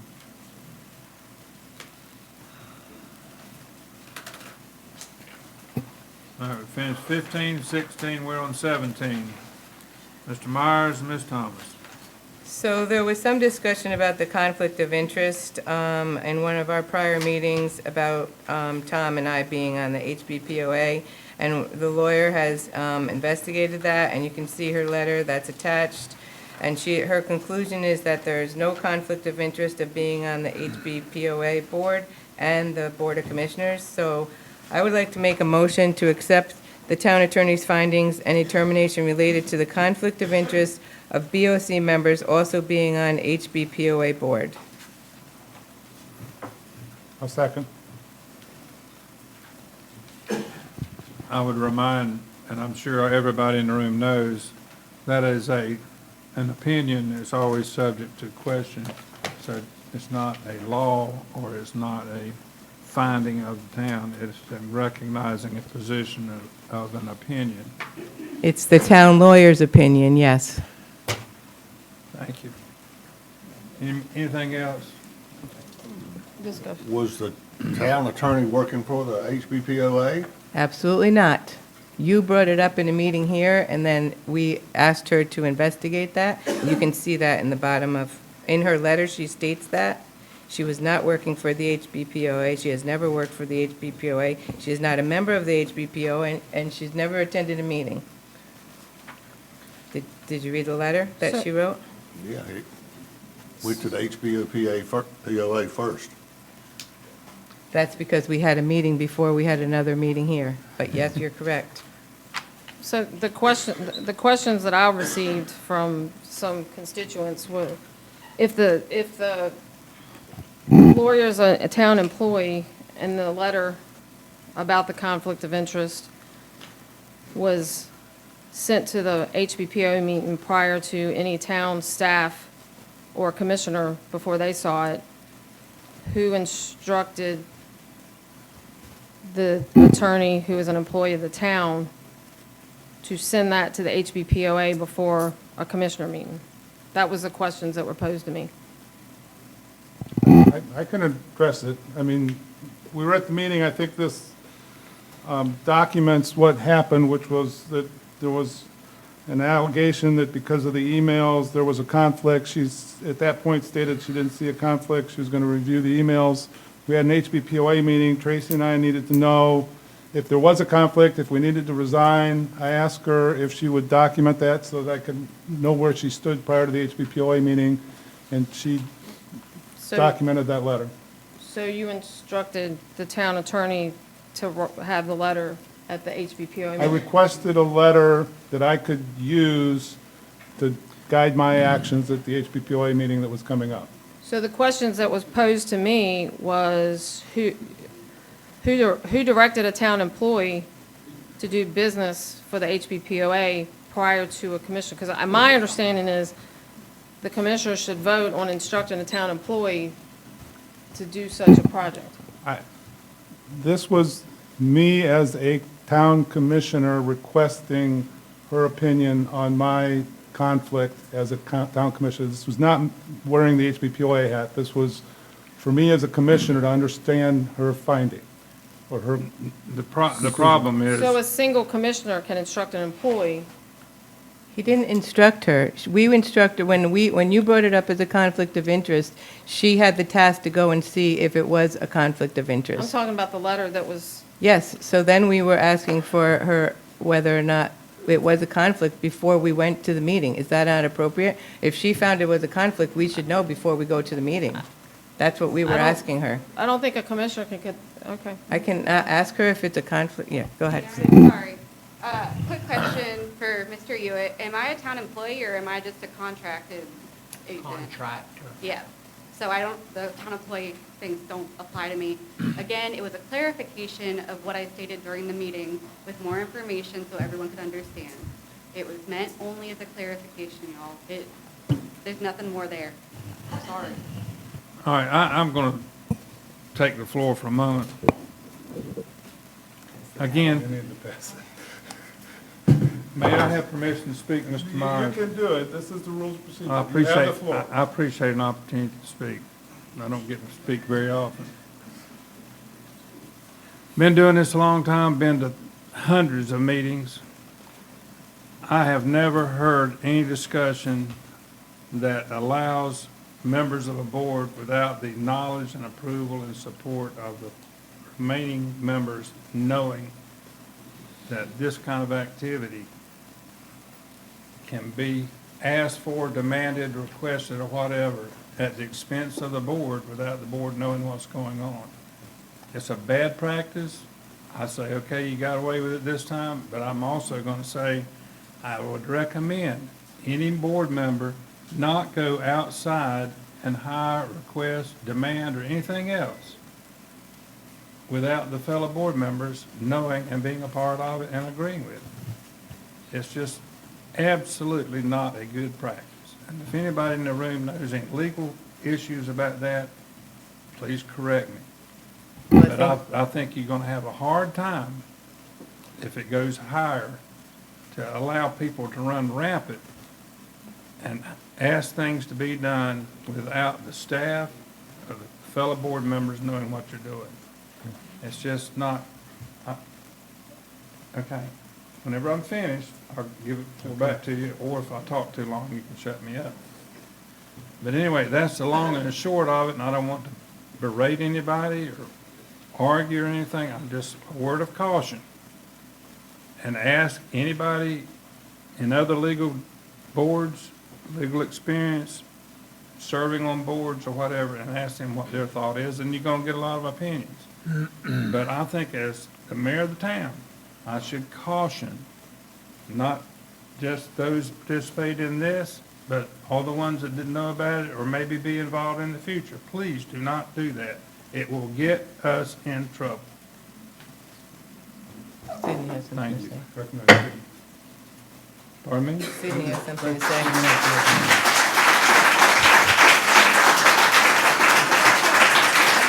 Out of order, out of order. Excuse me, may I please speak? Please. Yes, ma'am. All right. You can ask Mr. Hewitt. It was not billed on the statement. It was done to clarify what I said at the meeting. It was completely okayed by the North Carolina State Bar Ethics Department. I would never do anything unethical. I am very sorry that it's upset so many people. The only reason why I included it to Ms. Sinnall for this meeting was as a clarification. That's all it was. Thank you. I would add, if you're going to do that, or any other attorney going to do that representing the town, would you at least notify the rest of us? Yes, sir. Because we hear it on the street Yes, sir. before we even know about it. I will send it to everybody. Thank you. Okay. Can we move away from this at this point? No, I have a motion on the table and it was second. And the motion is to accept the town attorney's findings and determination related to the conflict of interest matter of being a BOC member and also being on the HBPOA board. And it was second, so we have to call the question. All in favor, say aye. Aye. Opposed, say no. No. 3-2, Madam Clerk. Number 18, Holden Beach Fishing Pier. Oh, they did. Not accepted. Commissioner Smith and Dyer.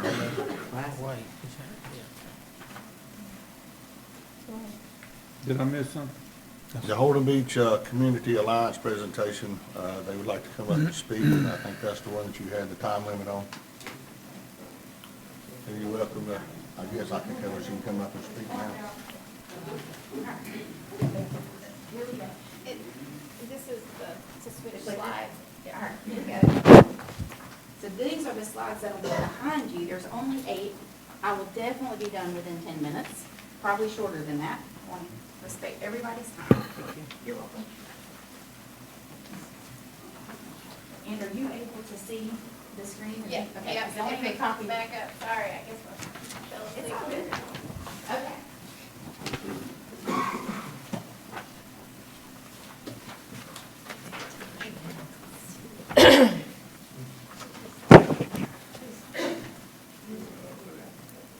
Do what? I can give it to her when I'm done. Before she pulls that up, I can go ahead and do kind of the backstory on this. So my name's Lisa Ragland. I am a Holden Beach property owner. I live at 115 Salisbury Street. And I also serve as the secretary and the communications chair for the Holden Beach Community Alliance. We are a 501c3 nonprofit registered in North Carolina, and we have been in operation since December. We had a lot of folks in the area, both property owners, voters, Brunswick County residents, North Carolina residents, and plenty of people who vacation here. And they had all expressed interest in trying to get the pier project moving forward. And so we decided to start a pier survey back in January, and the results of that survey were in support of moving forward. And there's a lot of different ways to move forward. We've talked about that tonight. So I'm going to present these results. Let's go to the next. The first thing to note is what our petition statement actually said. This is what people signed. They said, if you want the Holden Beach Board of Commissioners to evaluate all viable options to save the pier and are against the demolition of this historic landmark, please sign the petition. So we didn't ask them, did they want to spend tax dollars to do it? We were very vague, and we did it intentionally because this was phase one of the plan to work hand in hand with the town of Holden Beach, the commissioners, and the mayor to get this project moving forward. Uh-oh. There we go. All right, so petition results. We canvassed the Holden Beach streets in February, and we were only able to meet in person about 140 registered voters out of the 800 that we know exist. So we don't really know why only 140 people were home on two different weekends in the month of February. But of the 140 that we met, 118 signed, which is 84% support. And we didn't go to people that we knew. We didn't target certain households. We literally divided up and went in 7 different sections to find the property owners and the registered voters. So we've got a total of 268 property owners who had signed it as of March 21st, 2024. Since that date, we've had an additional 200 signatures, including over 100 at Days at the Dock this weekend. So we had a lot of property owners in town for the festival, and there was overwhelming support at our booth.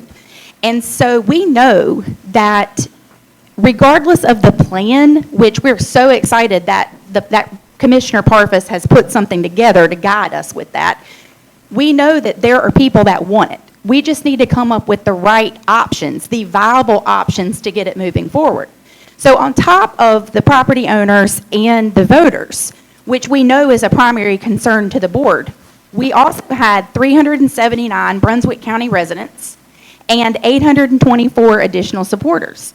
And the reason we feel that the community beyond Holden Beach property owners is important to this decision is because we get occupancy tax, which means that our property tax is lower. If people stop coming here, we start paying more real estate tax for the same services that we have, that we need, whether we rent our homes or not. So we want to include them. We also included them because if anyone pays state tax, federal tax, we benefit from that. FEMA comes in and they help us repair our beaches after storms. We have beach renourishment funds that come in from the federal government. So if you pay any portion of tax, your voice should be heard. I mentioned the canvassing, overwhelming. We can't believe that 84% of the people we talked to signed it. We know that if we call, text, email, direct mail, have more booths at more festivals, we'll get even more voter support. There were comments which can be viewed in the attachment that was in your agenda. We had 574 comments, and I only sampled 8 of them. I did men, I did women, I did older, I did younger, I did people that live on canal streets, people that are oceanfront, people that are on the east end and the west end. But if you look at the names, the addresses, and the comments, it was a representative sampling of those voices.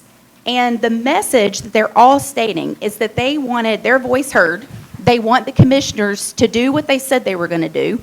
They want their grandkids and their kids to create memories there. They want an economic base for the town. They don't want to see projects that were voted and approved to just stall out. So the constituents have spoken, and now we've got some options. And you're going to hear those options tonight. The first, we can request bids for more accurate cost estimates to safely repair, restore, or rebuild the pier and the pier house. We can request proposals for both. Do we rebuild? Do we restore and reopen sooner? What do we do there? Do we request proposals for a public-private partnership agreement? And then, do we objectively review the benefits of that type of operations plan? Instead of coming in with bias and prejudice, that you don't want the pier, that you don't want to spend any money, you can't have a plan without a plan. Do we want a bond referendum in the November election, where the 800 voters come to receive approval, come to vote to receive approval for a special tax assessment for the homeowners, like our sewer assessment? Do we keep the $1.1 million currently in the budget for pier restoration instead of moving it to another budget item in June for next year? And finally, can we please get a public commitment to accept contributions from organizations like ours, other nonprofits, public or private entities, the people that you don't think matter, they will give us money. So they do matter. And I've got the example of that in my notes. The bond, when you look at the 5 options, what I'm concerned about with the bond referendum is that we may not be able to do that, because when funding was received for the purchase of the pier, the LGC was informed that no increase on our taxes would be imposed, and an assessment would be considered that. We actually support the fiscal responsibility of the town. We don't think that any taxpayer should have to pay more money for this project. We also think that if you were to have a grassroots campaign where you've got 1,000 or 2,000 or 3,000 people that give 500 or 1,000 voluntarily, they're not forced to do it. They do it because they love the pier, they want the pier, and they'll support financially getting that pier open. The problem is we have had $1.5 million financial commitment to getting it reopened that we cannot give the town without them accepting our money for that purpose. So we cannot fundraise and take people's money specifically for a pier project unless they know, hands down, that the money is going to be used for that purpose. We're honest, we're ethical, we are not going to do that. To date, we've only raised $8,000 to be used towards operations expenses, for advocacy, for awareness, for printing and promotions and events, yard sales. We will bring more money to the town if the town will pass a motion to accept financial contributions and donations specifically for that purpose. So we take our money. We want to give you money. So if you guys will take it, we'll give it. And that's all I have. Amen.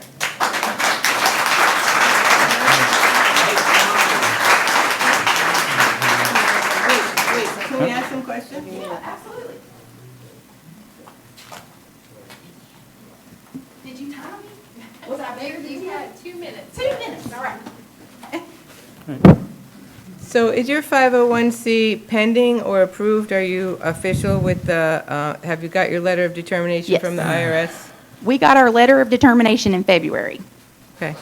Yep, so we are you can official. take money? Absolutely. Okay. We can take money legally, we can give people their donation receipts, businesses can write those contributions off on their taxes. We even have a financial planner who told us that folks that are being forced to take their IRA distributions when they're 70 years old, they can actually donate $50,000 a year to a nonprofit in lieu of a distribution. So we have folks that'll give us money, but we just need to know, what's it going to cost? Do y'all want a new pier? Do y'all want a renovated existing pier? But without getting bids, without getting proposals, without figuring out what angle and direction the town's going to go, we can get the money, but then what do we spend the money on? So we just want the project to move forward, and we want to have that public commitment to giving those funds that are being pledged to us. Let me say a couple things here. First of all, we're in violent agreement, I suppose. Number one, I've brought you something about municipalities receiving money from various folks. It turns out a municipality could actually do a GoFundMe thing if they wanted, the way I read this. Mhm. So Which is true. there is you come up with the money, we can talk about it, but often when these things are done, there are stipulations that come with it. So me personally, I'm not in favor of making any type of commitment today. I'm not saying we wouldn't take your money. We're politicians, all right? So we're going to take your money, but come up with the dough. I did look at the data set. I have some concerns about the data set, the whole 90 pages of it. We can talk about that later. As a commissioner, I was elected by voters, and I'm spending taxpayers' money. When I look at the data that you have, and this was an online survey, so we don't know how many people looked at that survey and said, yeah, I'm not going to sign it. And there's a low percentage of the total number of voters and total number of property owners. Now, all that being said, We got I- 60 signatures this weekend Well, from property owners in 2 days. So That's the great. problem is they're That's not great. home, because And they the might thing- might not live here. but- so the point is how do we move forward with it? The bid process is not the way you figure out how much it costs. When a guy has to put a bid together, it takes a lot of work.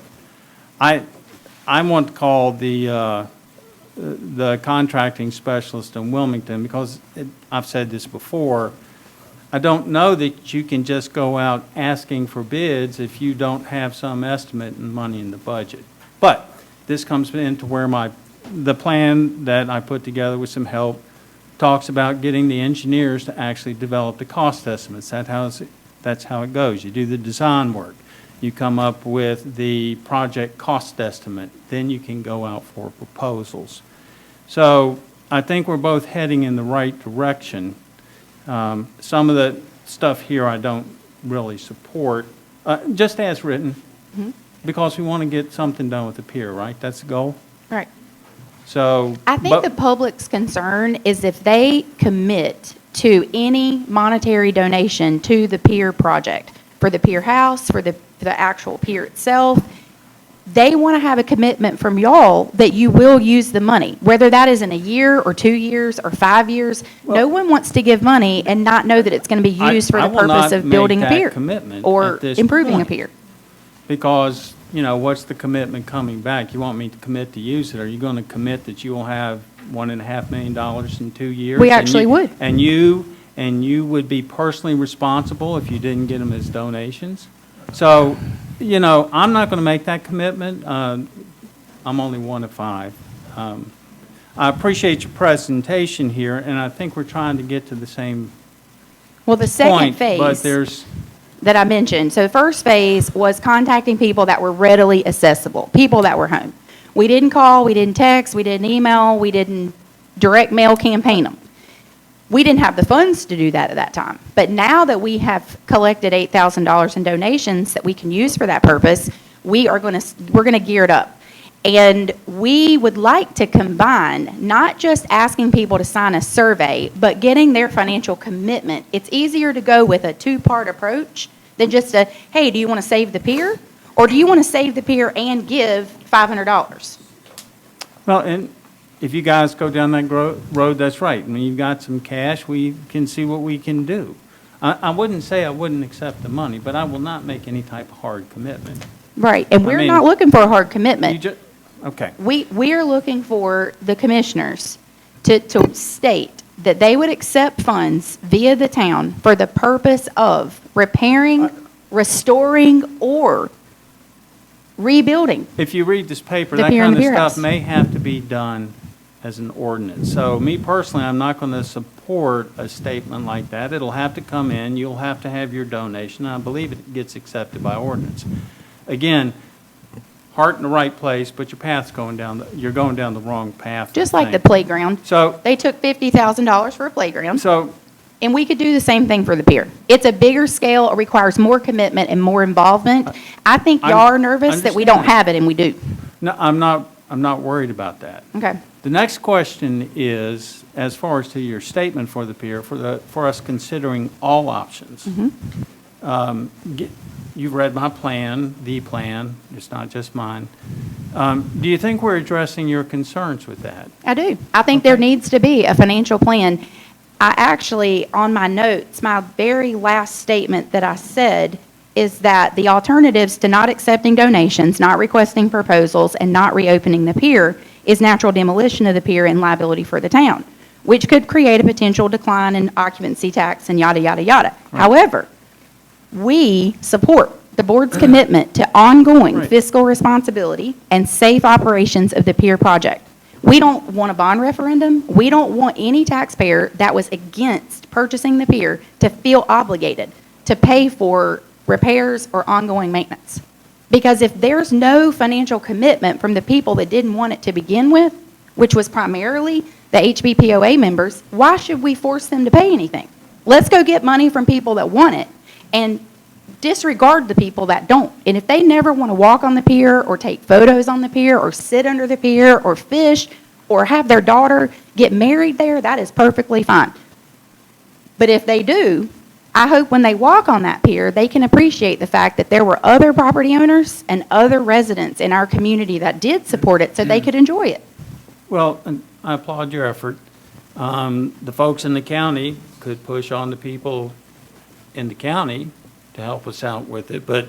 Right, and they You will. know. That's the thing. We can, with this grassroots marketing and fundraising campaign, we would get support from people beyond just Holden Beach. Understand that. Yeah. So Yeah. that's the only way to do it. Because if you force the taxpayers to pay for it, because honestly, if you were to do a bond referendum and it did get approved, I think it would actually pass. And then half the people that don't want it are going to be paying for something they don't want. And we're trying to avoid that. That's the way it goes when you have a bond referendum. True. Okay. But That's all I thank you got. for your time. Thank And you. again, thank you for the work that you're doing, because at least we're trying to get this thing moving forward. We are all on the same page when it comes to that. Hold on, not yet. Not yet, my turn. I'm needing water. I appreciate you spent a significant amount of time on this and a lot of work. I know you went door to door. You came to my door. You talked to me for quite a while. I really appreciate your enthusiasm, your concern for Holden Beach, your willingness to get involved and get engaged on topics that are important, and your desire to make Holden Beach a better place.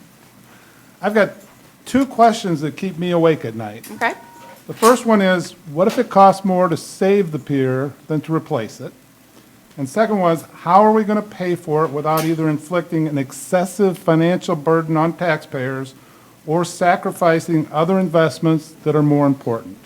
So, Like the sewer lift station, I believe that is a priority. I mean, we got to have water and sewer, like, period, end of story. So the pier is certainly not the must-have. It is the nice-to-have, which is why I think the people that would enjoy it would support paying for it. So we're just asking for that commitment to go out and get the funds. Like this weekend, we had a guy that came up to the booth at Days at the Dock, and he wanted to write us a $1,000 check, and I wouldn't take it. Because I told him, unless it's going towards our operations fund, which is what we've publicly stated we're funding at this time, I can't take it for a project unless I know the town's going to take the money for that specific purpose, because that's just not the right thing to do. And it's a financial nightmare to have to refund money back to people because they didn't get to use it for their intended purpose, especially when you're in the middle of a tax year. You give them a tax statement, and then they deduct it on their 2024 taxes, and then 2025 rolls around and we find out the pier's going to get demolished and their money's not going to be used for that purpose. Well, I'm going to feel like I misrepresented that to them, and then I'm not going to be able to give them a refund because they already deducted it on their taxes. We can keep the funds in in a trust account for the specific purpose of giving to the town, because I don't think the town wants us to do a $1,000 donation here or a $10,000 donation there. I think they would rather see it come in a large denomination. And so we can work with the town to identify what those milestones are. Do we want to, what's our budget and our goal? Do we want to collect $50,000 before we make that first contribution and then make it in those increments? Or, what does that look like down the road? Like, those are all things that we can evolve. I get that. But at least accepting or agreeing to accept money from us is the first step, because I could have taken the $1,000 this weekend and we could have gotten this party started. thank you. So I think our commitment to the LGC when we purchased that property was to use a combination, not to raise taxes. So in order not to take taxes, we're going to have to take private-public commitments, we're going to have to take grants, we're going to have to take donations. So I don't know why agreeing to accept donations at this point would be a problem, and to say it's our purpose to rebuild, repair, or our goal is to get the pier open. So if we're going to not raise taxes to do this, we have to involve all these commitments, private, public, grants, donations. So I don't know why we couldn't say that we can accept the free money. I've got a question for the town manager. Is there an avenue for them to donate funds to the town of Holden Beach for the purpose of rebuilding the pier? It's right here. I got it for you, Rick. It's possible. Well, Right here. let's hear what the town manager says. Without having read that, I believe the answer is yes.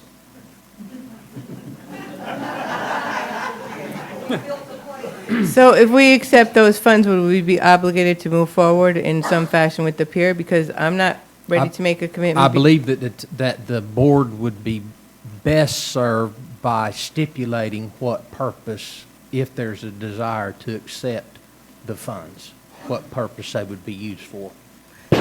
So what if we get $50,000 and it costs $2 million and we can't come up with the other, money in our budget? Where do we stand in that situation? I think you set a minimum on that. I agree with that. I wouldn't commit to it if I thought that somebody was only going to commit 50,000. I think it needs to be a much larger commitment than that. Okay, well, I'm not ready to make that commitment right now, and when we go to the next item, and then we make some, hopefully we make some motions to get those dollars amounts and come up with a plan of which path we want to go to, then this sounds like I would be willing, who doesn't want the pier if it's free? That's what I said. I'm like, let's make it a free But let's pier. get a plan, let's find out how, that's what we've been saying all along. The majority has been saying, we need to understand, we have to have a plan. We need to understand what the financial commitment is going to be, and then we talk about how we're going to fund it. Right. So that's what we're trying to do. Exactly, and it comes down to part of like the economic plan of the pier. There's, different angles you can take there. If you decide to go with a public-private partnership where there's revenue to the town but no expense to the town, that changes the dynamics of what the pier is going to cost the town. Because the ongoing maintenance would be covered by some other entity, just like the National Park Service has an agreement with the Avon Pier.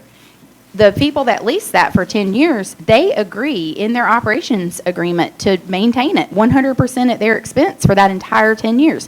So it comes down to exploring all the options so that the town can see what's going to be the best for them.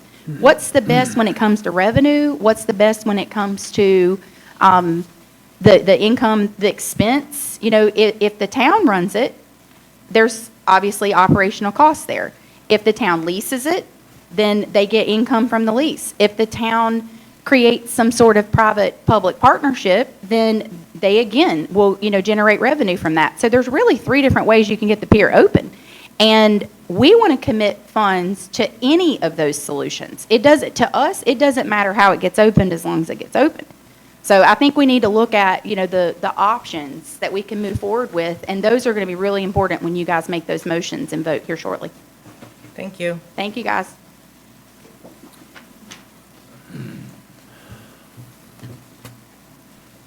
All right. Where do you want to go, Commissioners? Is that 18B, I think. Well, We're through with A, are we ready for B? Yep. Mr. Parfus, are you Yep. ready? Yes, sir, I am. I've produced a plan with some help from a bunch of folks on what I think is a rational approach to move forward with developing the pier property. I hope you all read it.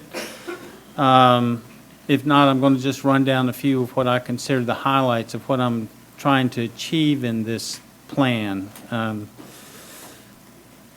What we really need to do is get some information to begin with to make some decisions.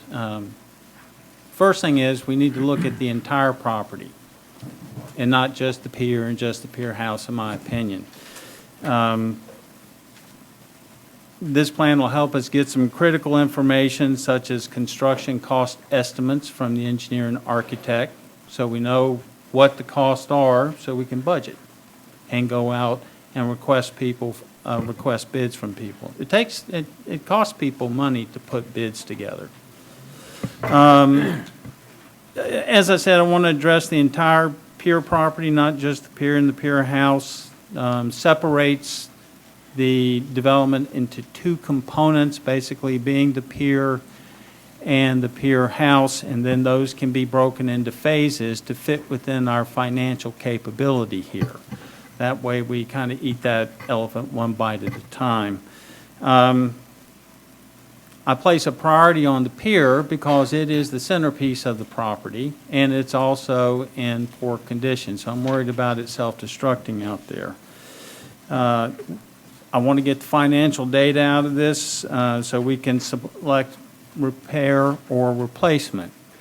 As some background information, Oak Island built their pier. It was, I think, built between 2017 and 19. Which is a while ago, but that was for $2.6 million. So let's say just you whip a number out there and say we could build our pier for $7 million. Well, we just talked about cobbling the current pier back together for $2.1 million. That was the low bid. Me, I'd rather, and if you read the paper, I have a discussion about life cycle cost, resistance to storm damage, things of that nature, that may justify that, but we need to get some idea of how much it costs. For the rest of the pier property, I'd like to have a clean sheet approach. I recognize we got some real restrictions with the Partif grant, but, I think we may be able to work some of that out.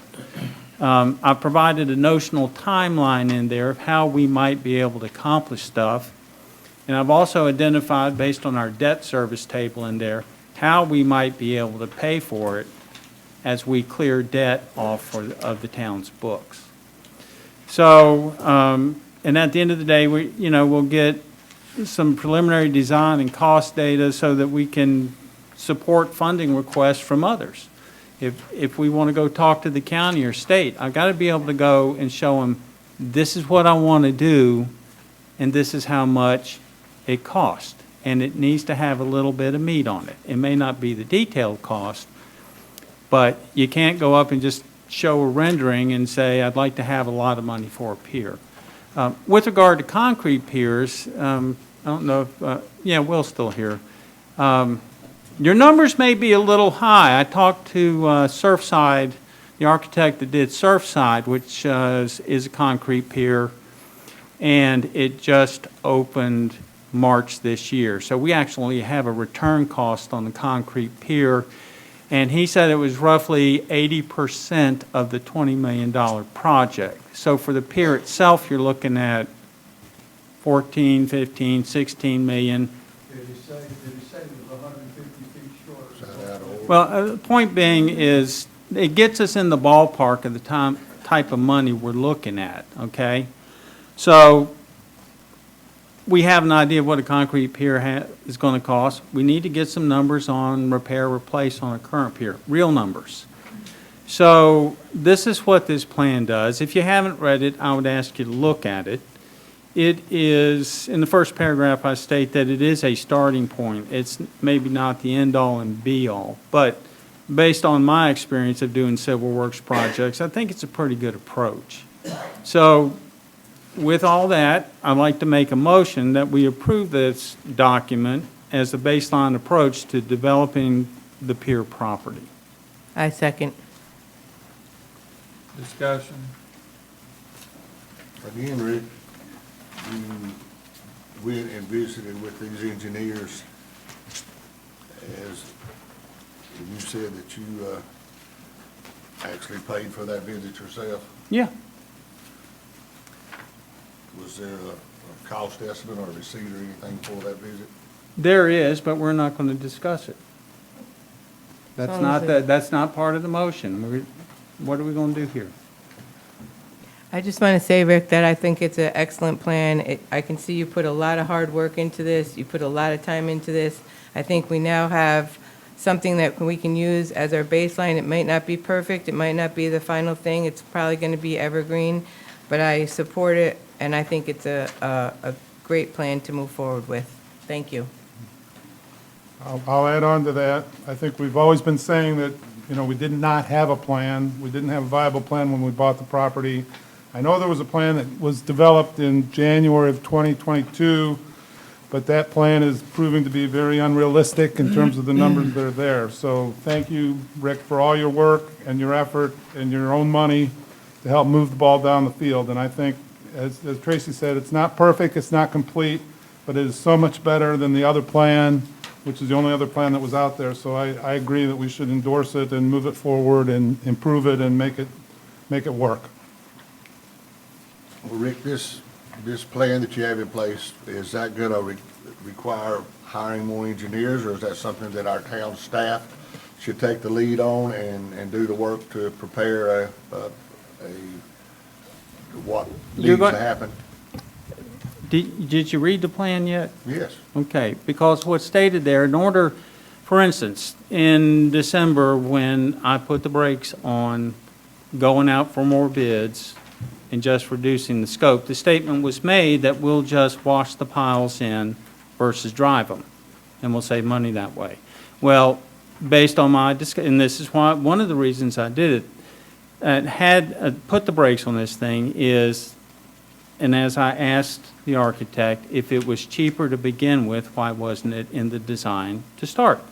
So as it turns out, having consulted with the geotechnical engineers and the structural engineers, you can't just wash them in because it doesn't give you the pile capacities, the lateral strength, the bending resistance, the uplift resistance, which is necessary. So the two of the firms I talked to said, yeah, you got to drive them. So how are we going to do it? Well, instead of bringing in floating plant, we're going to do it from the top of from the deck, okay?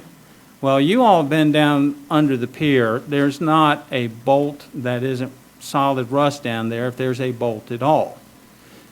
Plus, you have to look at the weight of that equipment, the hammers that you have to do, or your driving equipment, and the weight of the piles themselves and other things, and determine if that structure can hold the load.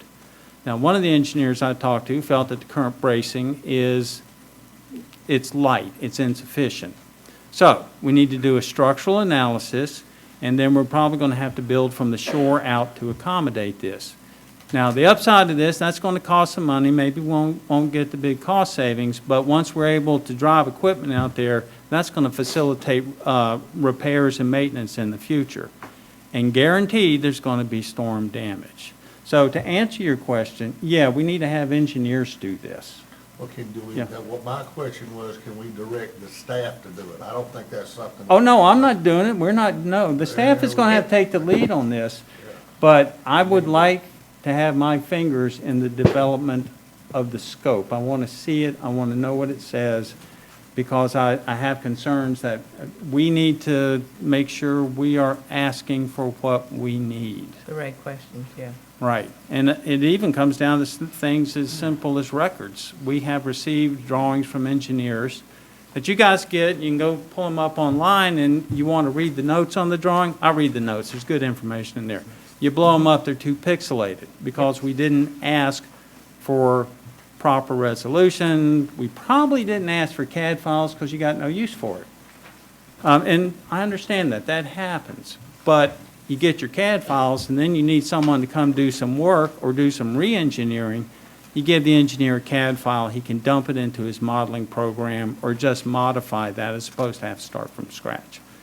So, no, this is not something that I'm going to do. I get $100 a month for this. It's not really working for me. So we're going to need to get some engineers out there. One thing I will say is the structural engineer that Hemingway used was also the structural engineer that did the Oak Island Pier. So I think there's a possibility of leveraging off some of the work that's already been done. So, yeah, but we're going to have to put some money into engineering, and they know how to do the cost estimates right. I mean, I've done cost estimates. It takes some work, but they can do that. And by the way, I talked to an individual at Oak Island, and that engineer's cost estimate was pretty much where the contract came in. So that's the way you need to go do this, so you can make smart financial decisions. You don't want to pour money in the hole if you don't know how deep the hole is. We good? Yes, sir. I have a question. I'll defer to Commissioner. I'll go after Commissioners. Mine's process. So I have a couple of questions. First, there was a statement that,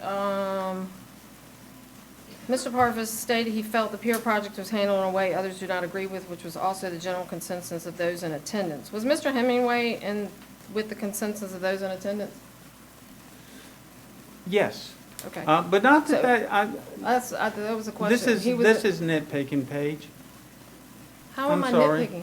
You're asking So- about whether or not we thought the project was handled well. We really, I haven't even gotten to my question. Okay. So you let Please. him She ask just a quit his question, second and you let her ask a question, you let him ask a question, but I'm nitpicking. Is that your point? Please go on with your Okay, thank question. you. I stand corrected. So Mr. Hemingway was in the attendance of the general consensus? Is that correct? That's your question. That's what you just asked, and I said yes, and Okay. and what difference does that make?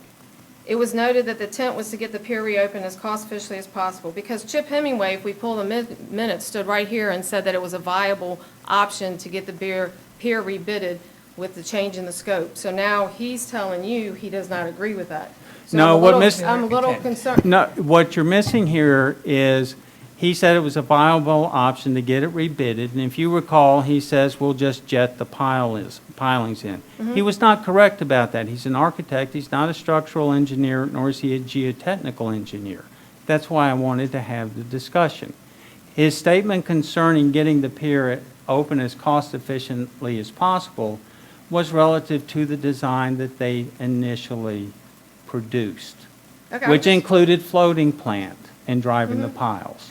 I'm just making the point that when he was working for the town, that his recommendation was different from the one he's making here. Right, well, that's So- why I wanted to have an engineering discussion with the appropriate discipline of engineers. Well, I mean, if you ask the same question 8 ways, you're going to eventually get the answer that you want. is Well, the point that I I'm guess if making. that's what you want to So- say, I did.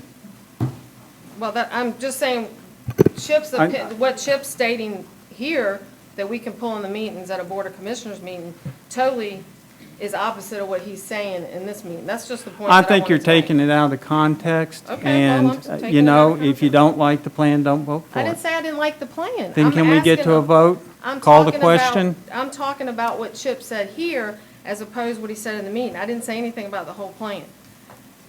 Can I ask another question? Well, you can. Okay. So the part where you say the stakeholders, the primary stakeholders for the property are the Holden Beach property owners, as they have the financial responsibility for all costs with the pier, whether they use it or not. Businesses on the island are secondary stakeholders, and the financial support for the pier could affect their overhead, and for those businesses near the pier, their foot traffic volume. Day visitors are secondary stakeholders in that they are not financially responsible for the pier, given that using the pier is optional for them. Renters and vacationers are not considered stakeholders, they customers of the rental property owners. Consequently, their interests are presumably represented by the rental property owners. So, to me, that sounds like that even though they're going to come fish on the pier, spend money on the pier, spend money in the pier house, they don't have a stakeholder in that. Is that right? I don't consider it a major one because they don't have to pay the bill. Right. The economy crashes, the property owners still have to But pay if we go it. with a private-public partnership, where we are in a partnership with private that are taking in all the costs, and the only thing that the town is responsible for is the debt service, then that falls on these people that you're saying are not stakeholders to pay by donation. Paige, if you don't like my definition, that's fine. I didn't say I did not like your What- definition. I'm trying to clarify what stakeholder means. Well, I will, you Okay, never talk mind. about it. Yeah, you know, this is going nowhere. Okay, you're just picking. How? And I'm by the just way, picking. there is a lot of information in there concerning public-private partnerships. It's complicated to do.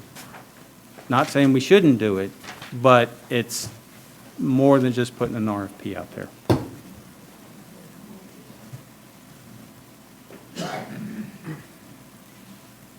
David? I don't know if my question is about the plan or in reference to the, your statement about the staff taking the lead and acquiring professional services. Is what you're contemplating, is that the contract with the existing architect be severed? No.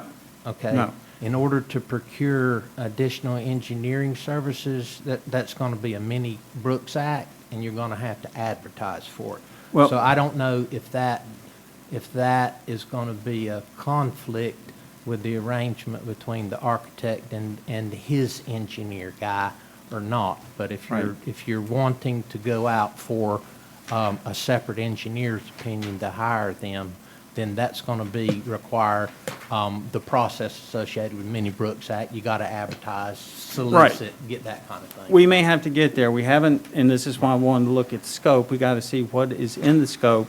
I'm not familiar with the arrangements you have with BMH. There are limitations on change orders you can do to contracts. In other words, and correct me if I'm wrong, it's been a while, but you can't put out a $10,000 contract and do a $100,000 change order. I think there's a percentage limit. But we got to work that out. We got to get the scope done first. So we may have to advertise for it. But the initial motion, we might get to that, David, in your next, as we move forward. But the initial motion is just to approve the plan. So Right. My interest there is to comment about the staff needs to take Yes. the effort on this. We're going to get, Okay. I think All we'll right. get to that I if just want you. to make clear what the expectation from the staff is. That's all I'm trying to ask. Yeah, that's where we're going to end up. I don't think you've been officially directed at this point. Right. So can we call the question on approving the plan, Mayor? Are you calling it? I am. All in favor, say aye. Aye. Opposed, say no.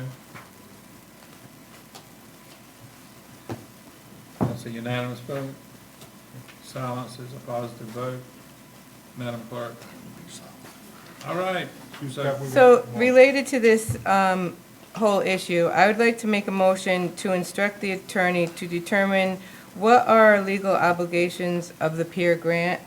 I'd like to know exactly what do we need to do, and that may influence what we do with our, going forward with our bids. Yeah, where are we on that? This is part of the peer thing, the part of the project.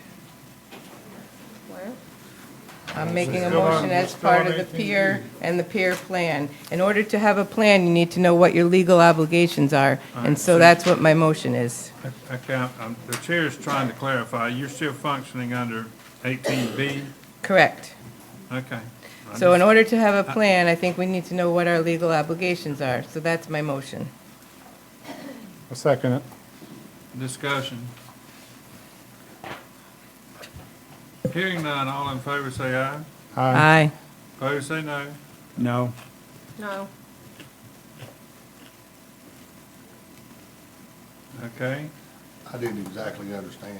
Okay, so the motion So is we're- just, I'm just we're instructing. Directing staff to No, do no, this? no, no. I want the attorney to go and look at the grant and determine what is our obligation. Do we have to have a pier? Do we have to have a pier house? Do we have to have a food vendor? Do we have to have a campground? Do we have to have, I want to Okay. know what is our legal obligation before we come up with a plan, right? That's all. It's not on the agenda. It's part of the peer plan to understand what our legal obligation is before we can move forward. It's on peer property development. It's not an agenda item. No, it's not a 18B. specific agenda item. I'm making a motion inside of, it's part of Can we make a motion on an 18B. item that's not on the agenda? peer property development. That's the agenda item. In order to develop it, we need to know what our legal obligations are. Madam Attorney, you want to make a ruling on that? I'm not sure how I would make a ruling on something that's directed at me. We're asking you for proper procedure. Is the point being discussed under 18B or not?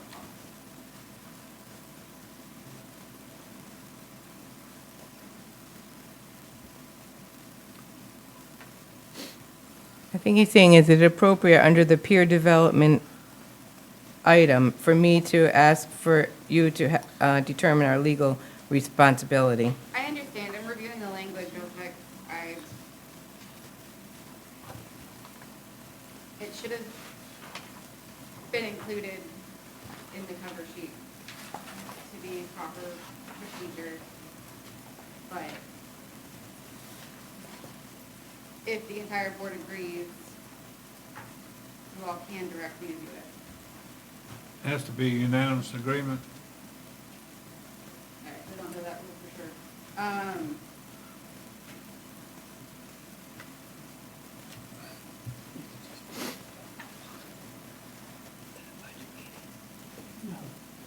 We don't have an item on direction to attorney on the agenda.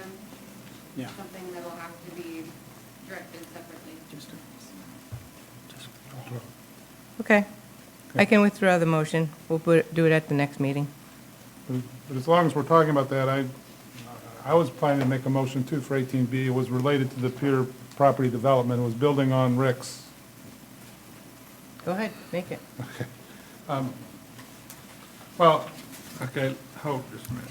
So the board and the clerk understand the motion's been withdrawn and the second maker agrees? Yes. Okay, all right, move ahead. Okay, so on Rick's plan, at the bottom of page 3, it describes a path for going forward. So I would like to start down that path now and take action to start to gather the information that we need to make decisions on proceedings, similar to what we've just discussed. The information we need is budgetary level capital cost estimates for either repairing the pier or replacing the pier. We also need budgetary ongoing operating and maintenance cost estimates associated with those options, and we need someone to help us develop potential funding strategies for those options. So I move that we direct town staff to develop an RFP requesting this scope of service, which is the budgetary capital cost estimates, the budgetary operating cost estimates, and the development of funding strategies, and then bring that back to the board here at our May meeting for approval prior to issuance. So, David, I think this addresses the questions you had before. We're not going to have time to prepare an RFP to go out and get the results back in time for the May meeting. That was not the request. The request was to bring back a draft RFP for us to review and possibly issue after May. But just to draft the RFP so that we can review it at our May meeting. Not to issue it, not to, I don't know if I need a second for that. We accepted his plan. Well, why do we do it? We got to need a second. Go ahead. I'll second it. All right, what do you have, Mr. Smith? I thought we accepted Rick's plan. We did. This is the next step, which is actually proceeding down the plan. That's not on the Proceeding. agenda. It's part of the development of the pier property, 18B. This is tied directly, the piggyback. If we didn't accept his plan, we wouldn't have been able to do this mission. But since we accepted his plan, then we can proceed in starting to actually implement his plan. Our plan, since we voted to accept it, our plan. David, are you okay? Do you understand what the request is? It's just to create the RFP, not to send it out, but we want to review it to make sure it has what is in the plan. You know what I mean? You know what I mean? Yes, and frankly, I don't know that I'll be able to get that accomplished in the time frame that you're asking for. Okay, so maybe we I've should got say for I've got to June. write the budget message. Right. Yeah. I mean, that's the primary mission at this point in time. I would suspect the board would want me to be pursuing is to get that in front of you, and the time frame and coincidence of this project, and on top of that, I frankly don't think that I can get it done. Okay, I can withdraw the timing aspect in terms of having it by next May, but still, the motion is to move forward with an RFP. Yeah. For that scope of work. I agree to the revision. I can't get behind that exactly. I don't like the wording of that at this point. So I think having just adopted this plan, I think I personally need a little more time to consider how I think the town should be directed. In that plan, there are tasks 1, 2, 3, and 4, and when I put those together, that was with the intention of giving the town some simpler direction. And what's not included in that statement is you've got to go do some preliminary engineering work before you can put some numbers together. So I do want to get going on this plan, but I don't want to rush it. So I'd like to see if we can improve that statement for better clarity for staff, and staff will get a little bit of time to digest it as well.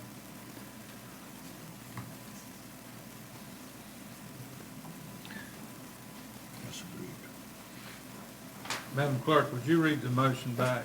To direct town staff to develop an RFP to request the scope of, I'm on the wrong one, sorry. Oh, no, that was it. That was direct town staff to develop an RFP to request the scope of service and bring it back to the board, and then we took off the timeframe.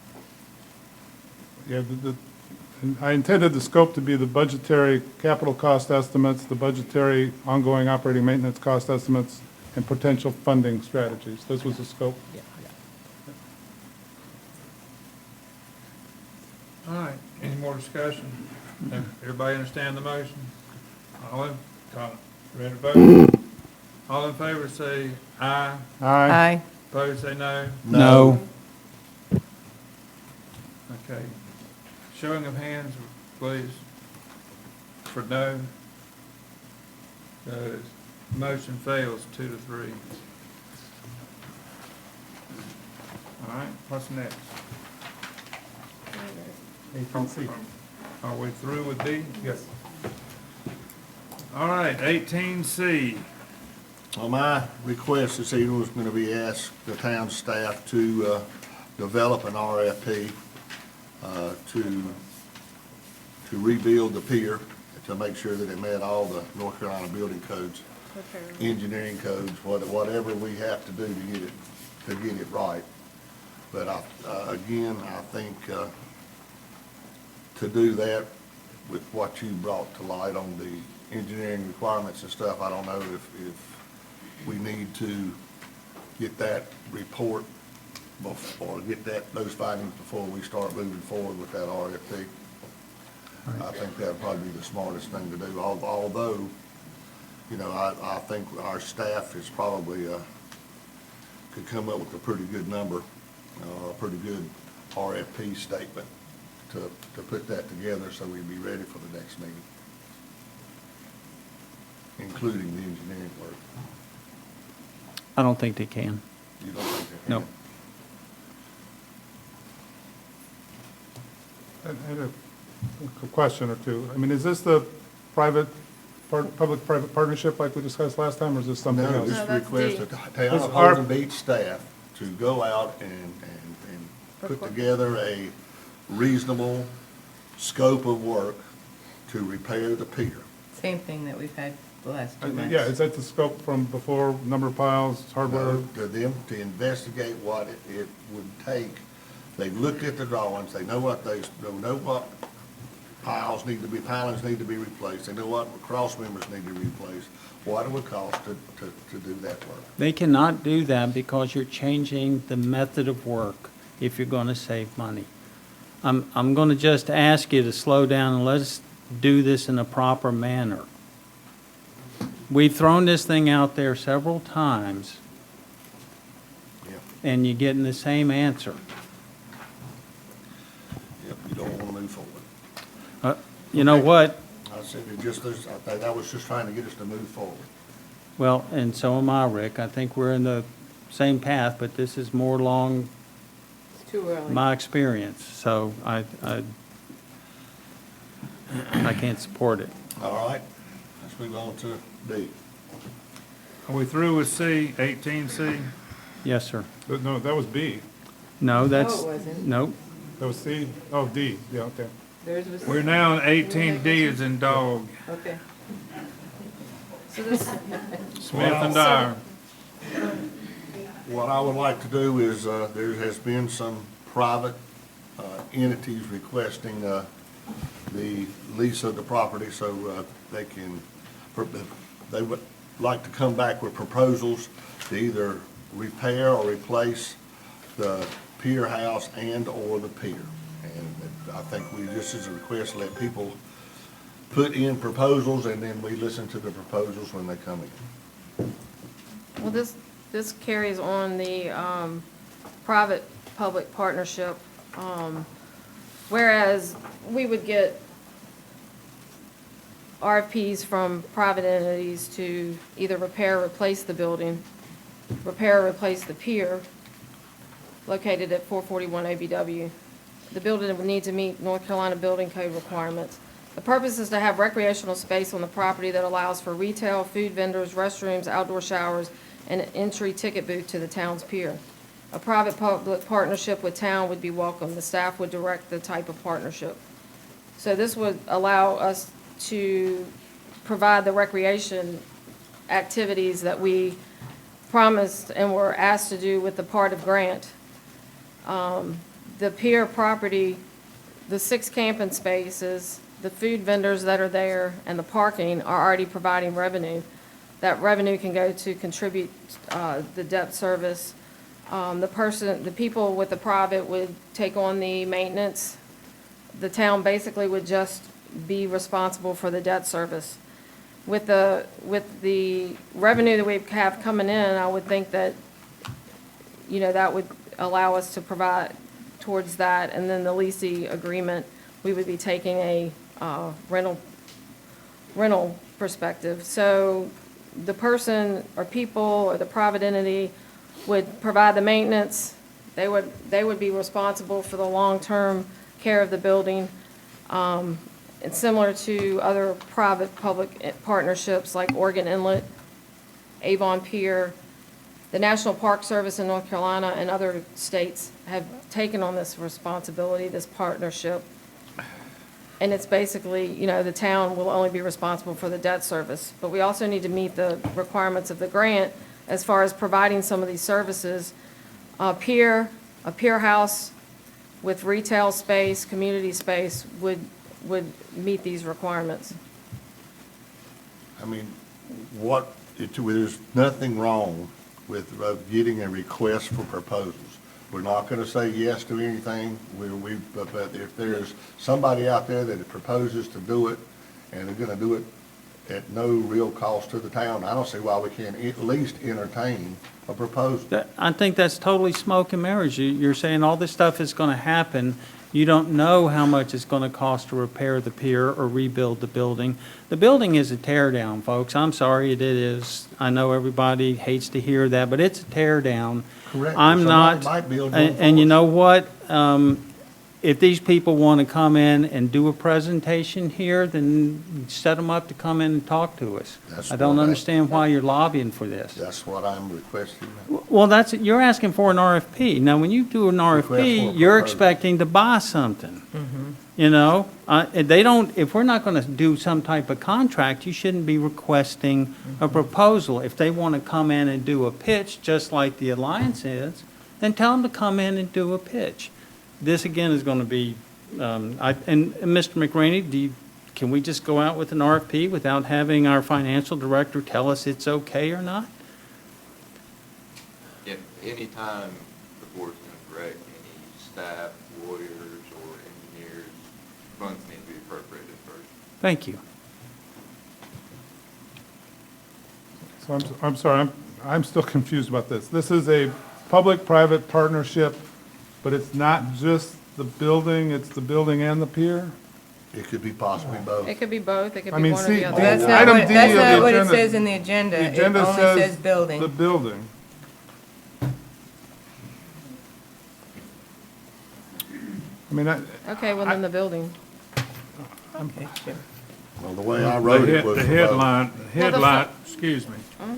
The headline for the agenda item reads Holden Beach Pier Property. right, we're on item D, is that correct? Yes. Well, C was the pier, D was the building. It says building at the town property. So C was the pier. Madam D- Attorney, will you give your ruling on, can they talk about the pier? Or can they talk about just the building? The pier building is 441, the pier building address. Yes. Mhm. All right, I'm just making sure because I don't want to. So C would be The for pier. the pier and D would be for the building. Yes. Right, and we're on D, so we should be only talking about the building. Or can we ask that, allow people to come and give us a proposal, Presentation, presentation? and you don't advertise for it. You know, you've got some people in mind. If they want to come down and talk to us, they can come down and talk to us, but that's all we're doing. We don't have I would- information I to do would- this. I would recommend that any solicitation be of the formal nature and not informal, based on interest that comes before the board, to Okay. various board members. All right. That- Well, except that's what's driving the agenda item, because people have approached them and want to do this, and so they're driving the agenda item. You can still put it out, and if anybody else that wants to put it in there can. Somebody might have a better idea. We just don't need to stick our head in the sand. Well, except based on Rick's plan, we're not in any position to agree to do anything with the building. So if somebody offers to build a building for $4 or $5 million out of their own pocket, and the only responsibility the town has is to pay the debt service down for the property, that's not a good idea. It may not be. Maybe we don't want that building. Yeah. You've assumed what the solution is. We may Anyway, not need we the may not building want there. I tell you what, A free Before we building? put the pier, vote it out. So a free they didn't make a building, motion. They didn't make a Well, okay, motion, I'm so done. just start engaging. I'll make a motion that we advertise for presentations for the pier building to be replaced. I need to interject this. We need to, the staff needs to discuss the technical aspects of the process with the local government commission before proceeding to assume that issuing an RFP is correct. There may be a particular form that needs to be gone through. And I'm not trying to stonewall here, but if we're going to solicit, we need to solicit correctly the first time. That would be my caution to the board. Well, I don't think the staff has been given any direction to, yeah. You're not going to do anything right now, right? I'm just cautioning the board that you should consider getting some more technical advice from the staff via the local government commission on what their approval process is for lease partnerships. Because Can we, so make the motion to, No, hold a minute. I got one motion on the floor. I'll withdraw my I got motion. discussion going on. I got a second motion trying to come on the floor. We got to get in order here. I'll withdraw my motion. Okay, this motion's withdrawn. Doc, you got a motion you want to put out? I'll make a motion to ask the staff to investigate the requirements that the LGC, is that correct? Yeah. Okay. To instruct the staff to ask the LGC about what is needed for a private-public partnership. Okay. Everybody understand the motion? I'm looking for a second. I'll second that. All right, floor's open for discussion. Is it not worth a shot? Seeking the information's okay. Give us some guidance. Thank you. Anybody calling for the question? I'll call for the question. All in favor, say aye. Aye. Opposed, say no. Hallelujah. Unanimous vote.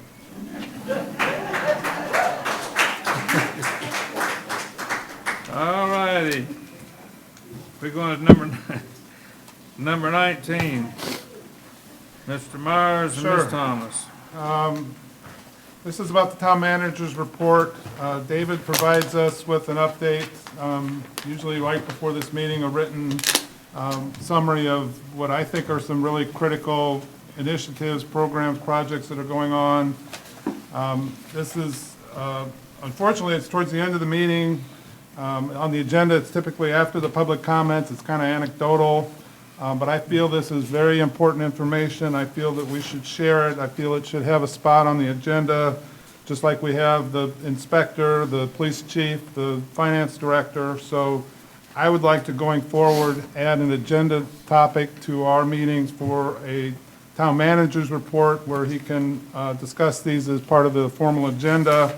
That will allow us to put this information into the packet and have better transparency in terms of what is being reported, and potentially we would have opportunity for interaction and maybe possible action related to these versus where it's at now. So I guess I'm just looking for consensus to start adding a town manager's report to the agenda, similar to the building inspector, the police chief, the finance director's report. That's a motion. I'll make a motion that we add a town manager's report to our POC agendas starting next month. I'll second. I would like to caution the board before you consider your vote. It's like reading last week's newspaper. Things, because of the lead time you're requiring the town manager to put that information forth, things can change between that advance lead time and the reality of going to the town meeting. So you're going to have possibly people showing up for the meeting expecting one thing to have happened, but that changed before your meeting. So that's all I'm going to say about it. I'm just making you aware of that. I recognize that, I acknowledge that. I think it's fine that the written material is a little bit out of date, and when we get to that point, you can verbally bring us up to speed on current status.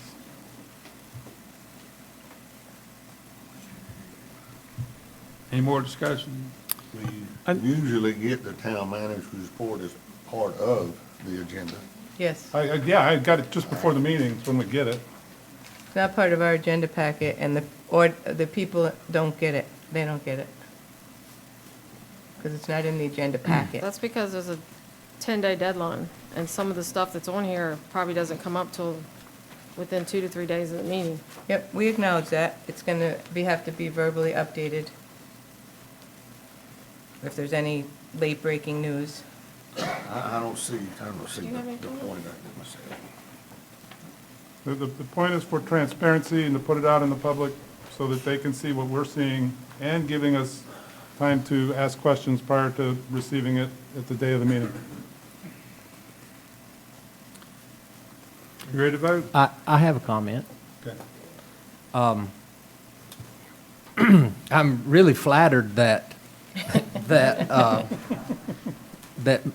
what I had originally crafted for myself, so that I can remember to say things, and this was really just a visual aid for me to be able to remember what I'm supposed to say, and for it to have risen to the level of being recognized as a separate standalone report is quite flattering.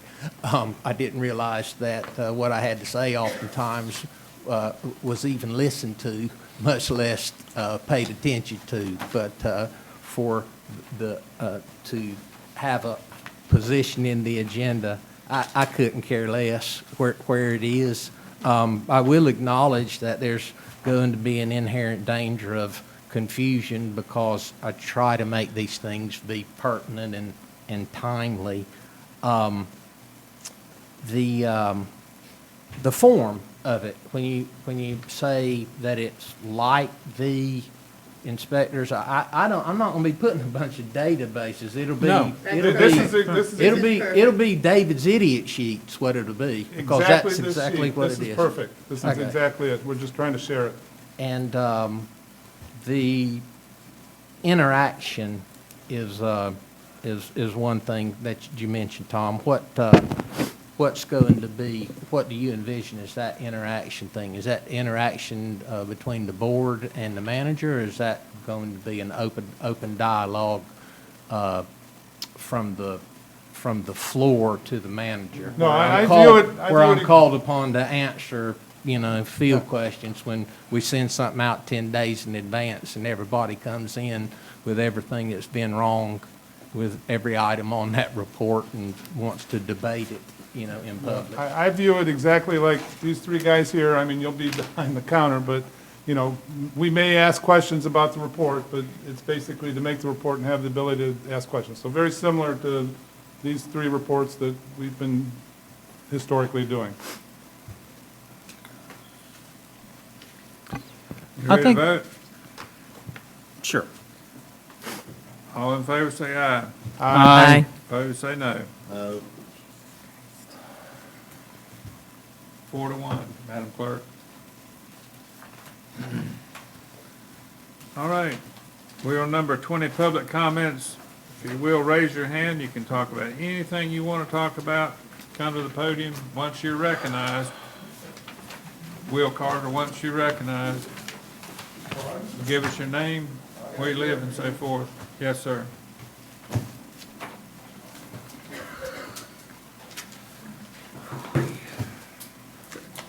Good evening. Good morning. My name's Rick McInturf. I'm a permanent resident of 122 Frigate. Y'all just sit back and chill for just a minute. My comments tonight are on behalf of the Holden Beach Community Alliance, which, as you know now, is that relatively new 501c3 nonprofit group here at the beach that has as their mission simply to preserve the history and heritage of Holden Beach. I am genuinely encouraged by all of this discussion tonight. I'd like to thank the town commissioners for their positive and really bold action that we've taken tonight. I truly believe that we're getting closer to a definitive direction for the town with regard to the pier and the pier property. As a result, the Community Alliance stands ready to work in collaboration with the town leadership and fundraising efforts. Through our organization, we will host events, conduct fundraisers, and collect general donations. We can also receive memorial donations, estate gifts, and the like. We can serve as a conduit for the town in the handling of funds related to the pier project. It's our plan to periodically transfer funds to the city that are collected as a result of our efforts. Our next fundraising effort will be the release around Memorial Day of the new Holden Treasures activity. It's a cell phone app that can be downloaded and then used to visit 25 sites on and around the island that are of interest or of historical significance. In doing some of the research for this activity, I learned some things that about the island that I didn't know. We once had an airport on this island. I learned the specifics of both the cable-drawn ferry as well as the historic swing bridge. And finally, that our beaches were once patrolled by the Mounted Coast Guard Group during World War II, and the horse barn was right out here on the waterway near Ferry Street. That was a special interest to me because my own father-in-law served with the Coast Guard Mounted Patrol on Assateague Island in Maryland and performed the same service. We hope the families will enjoy using this app. Once they've visited about 20 of the sites, they will have accumulated enough points to actually earn a real live jigsaw puzzle with the treasure map of Holden Beach as the picture. Some of our area businesses will help distribute these puzzles. Some of our real estate companies have already committed to supplying this app to their renters at no additional cost as a family fun activity to do during the week that they're visiting the beach. Thank you again for your aggressive action related to the pier. We hope to see the pier open to the public again as soon as possible. Thank you. All right, who's next?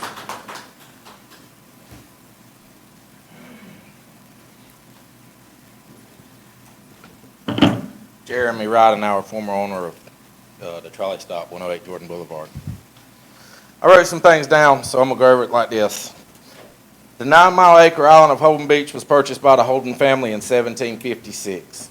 It has since then grown to be a great place for families to enjoy for decades. This town was incorporated in 1969, and Mayor Holden's father was the first mayor ever. In 2012, Dr. Stephen Leatherman, a.k.a. the Dr. Beach, a geoscientist and ecologist who has studied beaches all over the U.S., written 21 books since 1979, and has 10 million followers, named Holden Beach the #1 family beach in 2012. Out of the entire United States, over Hawaii, Florida, California, all of the United States, #1 in 2012. Where were you in 2012? I know where I was. I was living in the best beach in the United States, according to Dr. Leatherman. Holden Beach is a whole community based on families that live on and off the island. It is not just this 9-mile barrier island. Once you cross that bridge, you can drive west or you can drive east until you hit water, and you can drive north until you reach Highway 17. And you can ask anyone where they live, and they will say Holden Beach. For the last 267 years, this beach has been Holden Beach, the Golden Beach, and it's due to the entire community. The area I just described that makes Holden Beach what it is. The good, the bad, the rich, and the poor. But we have always been the Holden Beach community. I'm planning on doing everything I can to keep it that way. Anybody that's a true local, and a lot of people who have moved here, myself included, since Holden Beach was founded, understand what I'm talking about, because you have raised your family here and you have seen generations grow. You have seen older people die and you've seen new babies born. Family and friends in this whole community, not just on the island. These people matter also to the small businesses of the community, and they make up the majority of the workforce on this island. So next time you speak up and say, if you don't live on the island, your vote shouldn't matter, think about that person that's mowing your yard, building your deck, serving as a police officer to protect you and your property, the firemen, the town employees, or whatever services you may need. All of these people and their families are part of this community also.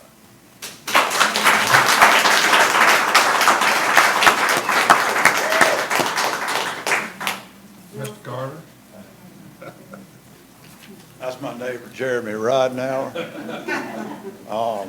Will Carter, 108 Starfish Drive. I don't know if I'd stuttered before when I came up here or not, but I was talking about our group, the new HoldenBeachPier.com, and you can go on there and take a look at it.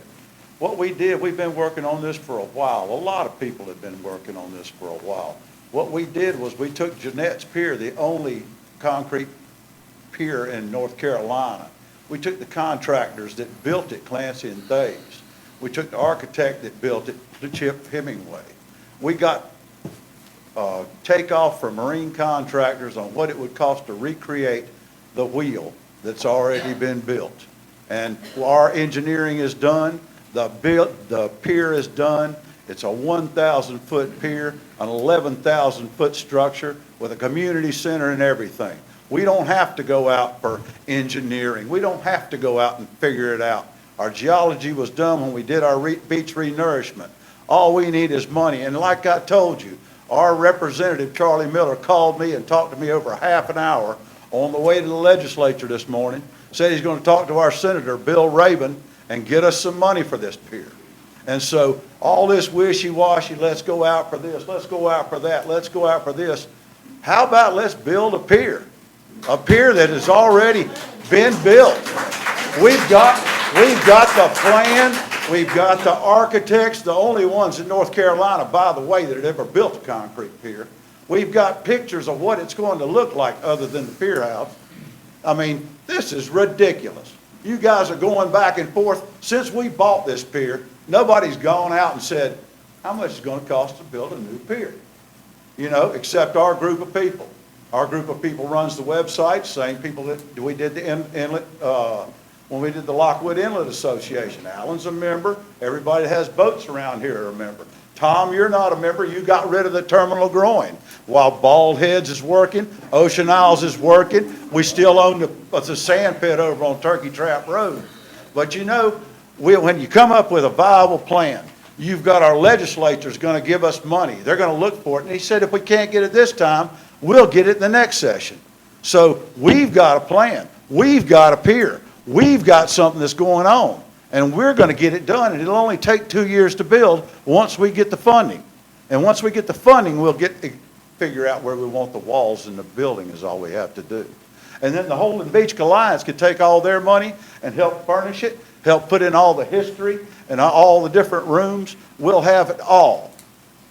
But you guys are getting just crazy. Let's go look at this. Let's get an engineer to look at this. Why do you want to reinvent the wheel? All we want to do is build the same wheel that's 5 hours away from here, down here. I mean, I'm not that smart, but, you know, golly, you guys just got to get out of the weeds. If I come up here tomorrow with $30 million and say they're going to pay for the pier, this is the pier, I got a picture, go to newholdenbeachpier.com. Anybody can pull it out. People on Facebook, I don't know where you are, newholdenbeach.com. It's on the website. You can see Clancy and Thay's letter. You can see the rendering. And the rendering is not right in the picture because the pier is so long it won't fit on the piece of paper. But it says 1,000 feet. So guys, wake up. Tom, don't do another terminal growing on us. You know, let's get this thing done. You guys grow up. And I'd appreciate everybody getting along, and let's stop getting lost in the weeds. All right? Thank you.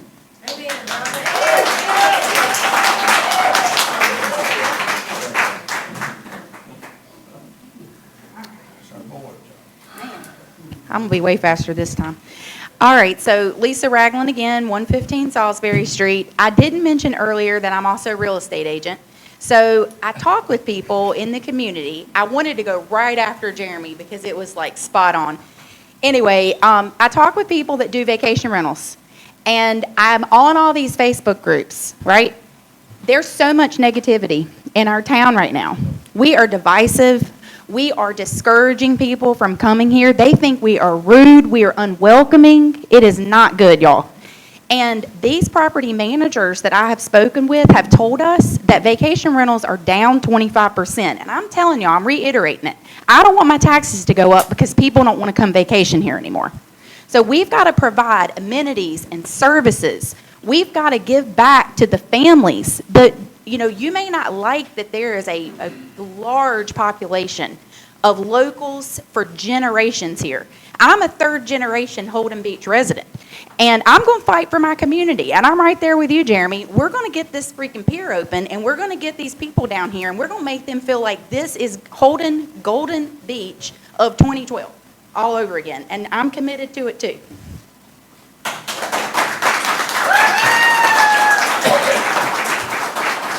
Anybody else want to speak about anything?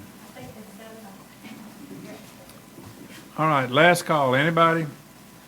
Okay, thank you very much. And we will now go to Town Manager's Report number 21. Yes, sir. Today, regarding the demolition of the pavilion, we received one responsive bid for that work at $25,000. Unless the board tells me otherwise, we'll present that for your consideration at the May 21st meeting. The Lift Station 2 Greensboro Street upfit, we're still where we were last month. We haven't had a response back to our submission to the North Carolina Department of Environmental Quality.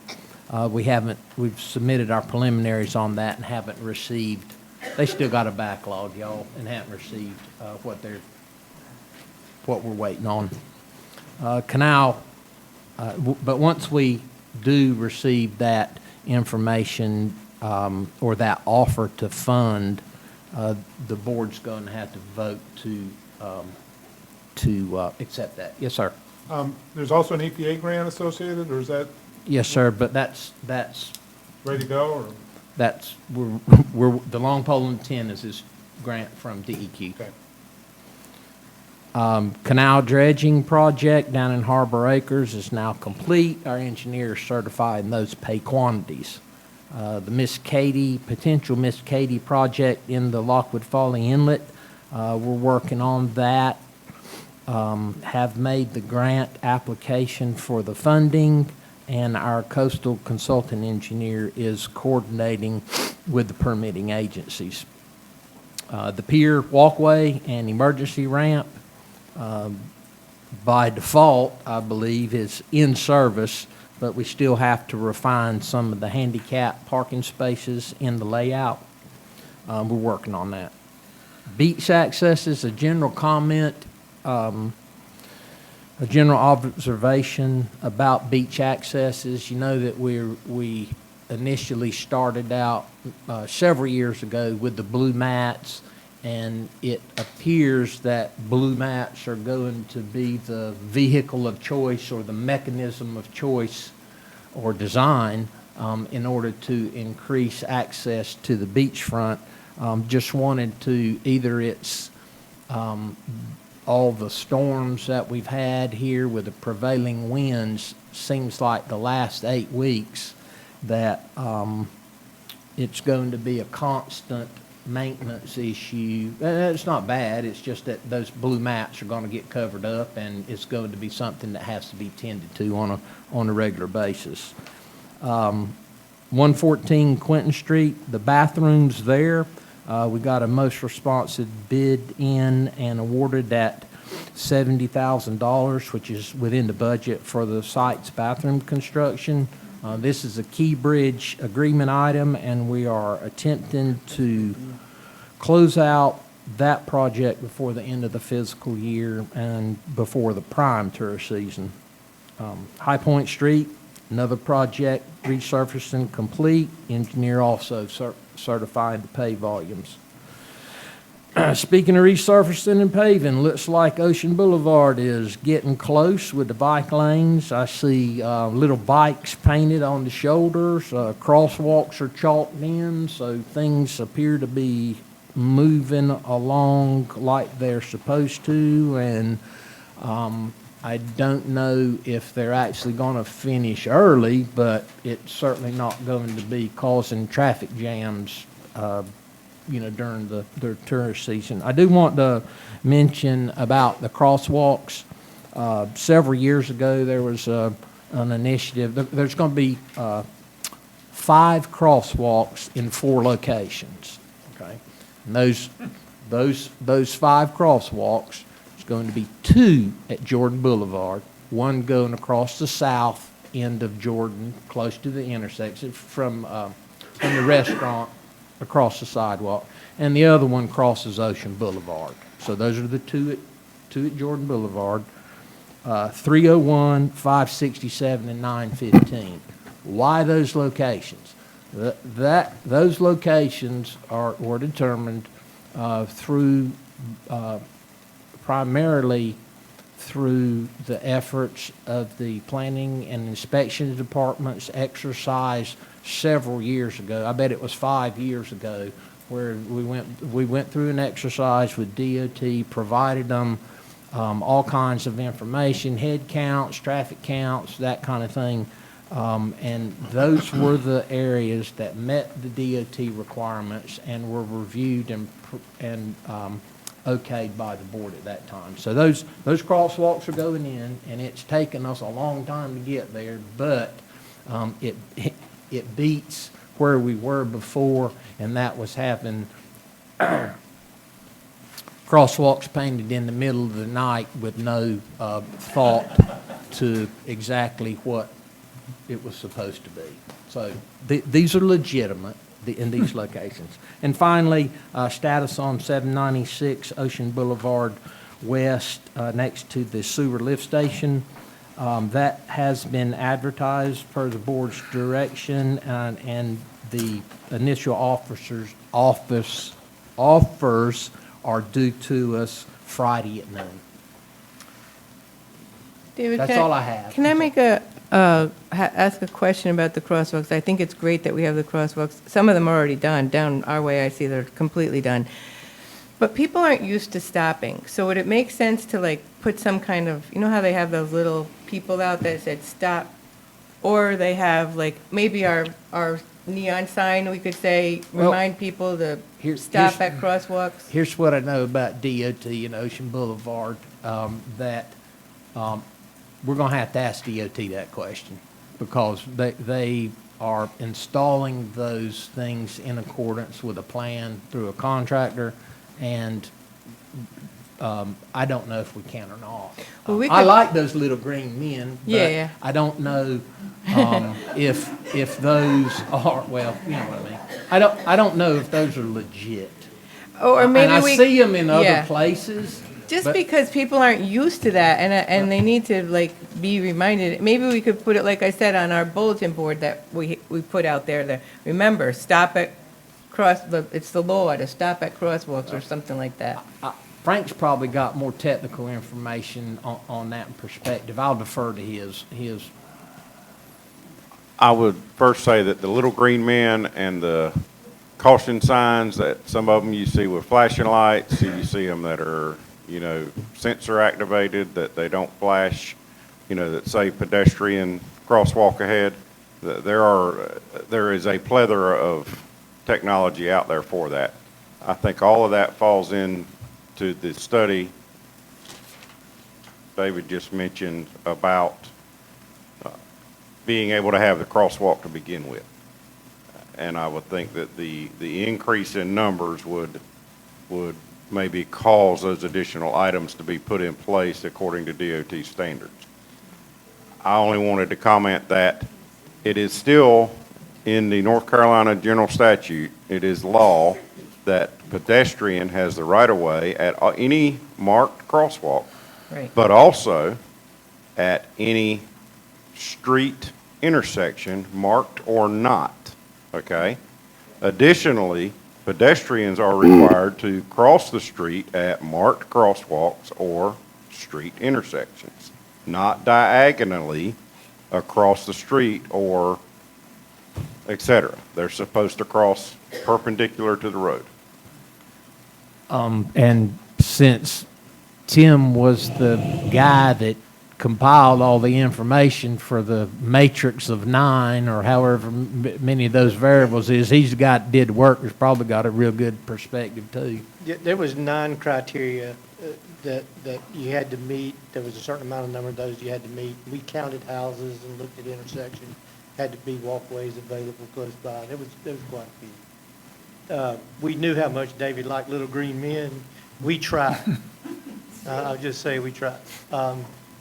But there is supposed to, if my memory, if I recall correctly, Jordan Boulevard is supposed to have a switch for crossing at Jordan Boulevard because of the amount of traffic and pedestrians crossing there. I think we requested that, and I believe the previous board approved the button, I believe is what we had to do. So I think there is one going there. I'll double check. I'll send out an email to make sure. But I'll also find out, I'm curious too, because while they wouldn't give us a definitive on the green men, they did talk about what we would need to come back to see if there was some sort of signaling device that we would need, but not until we got them in, and then there would be another criteria. And I think they do it. I think they do a traffic count to come up with what the next level is at those points. Anything else, Mr. Hewitt? No, sir, that's it. Any questions, more questions of Mr. Hewitt? All right, moving along, Mayor's comments. We do have a problem on the ocean front. House numbers are missing in many of our houses. When kids get lost or there's an emergency of any kind, or even the renters or homeowners are trying to find their house, it is a town ordinance that your house numbers for your ocean front, the south-facing ocean front, not the street, because that's a separate ordinance. The house number should be legible from the high tide line area, because people are not supposed to be up in the dunes, right?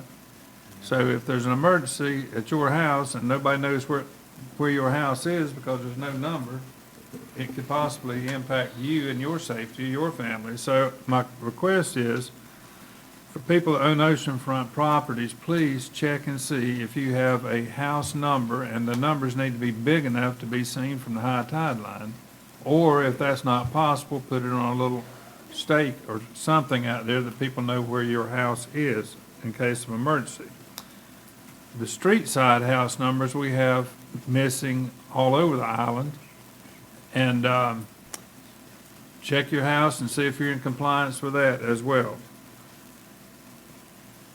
I would ask the commissioners to possibly consider revisiting the town policy about town vehicles being left here at Town Hall whenever the Town Hall is closed on the weekends and so forth.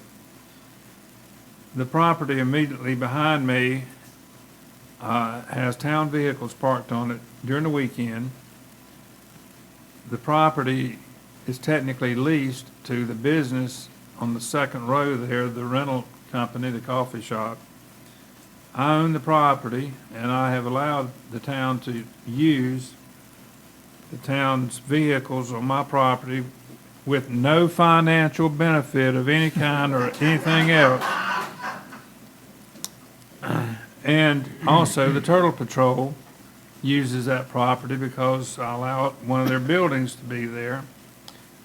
One of the Turtle Patrol people asked me about the town vehicles there because sometimes they have multiple vehicles that come to this Turtle Shack or Turtle Building, whatever.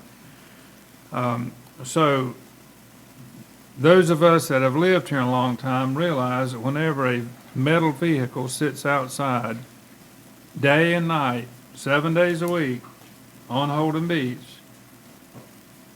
it's going to rust. The value of it's going to go down quicker, not only the exterior, but the underneath the vehicles and everything. So the financial side of this matter, I would ask that you commissioners revisit that. I think that you need to do something. Mr. in Mayor, regards to that. can I ask you something? Sure. I've been wondering, I would have run me off a long time ago, and I've been wondering, how long it was going to be before you put forward that. We can take care of not having vehicles parked next door over the weekend. Well, And we've we been can- doing it for, ever since this rule's been changed where the people can't drive them and so forth. But just, as in the past, I worked with the town about it, but the financial side of it and the deterioration of these vehicles is going to impact our budget. And with that going on, anything else, and what time is it? 8:42, been here over 3 hours. Mr. Myers, you have the floor, sir. Thank you. Well, thanks to everyone who's here, either physically in this room or virtually listening in. Your involvement, your interest in our matters is very important, and any input would be appreciated. Thank you. Rick? Again, I would like to thank you. It was a pleasure to come in the door this evening and see this many people in this room concerned about what's going on at Holden Beach. It was really enlightening to me how many people are actually all for keeping a Holden Beach pier. It seems to be rather evident that that is the general consensus, or there would not have been the people here tonight. I'd like to thank our staff, our fine police department for keeping us safe. I talked to your officer today when he brought me my packet, and it's, when you have an officer that is happy to be here, it reflects on the rest of the force. So, I hate Jeremy couldn't be here tonight, but Mr. Dilworth, you did a great job. Tim, you guys are overwhelmed with all the building. I mean, you can't go 5 houses and not see somebody doing something. Sometimes they shouldn't be. But you do do a good job, Tim. And Christy and the rest of the staff, Heather and David, y'all keep this place running smooth. That's all I've got to say. That's the nice part. Ms. Thomas?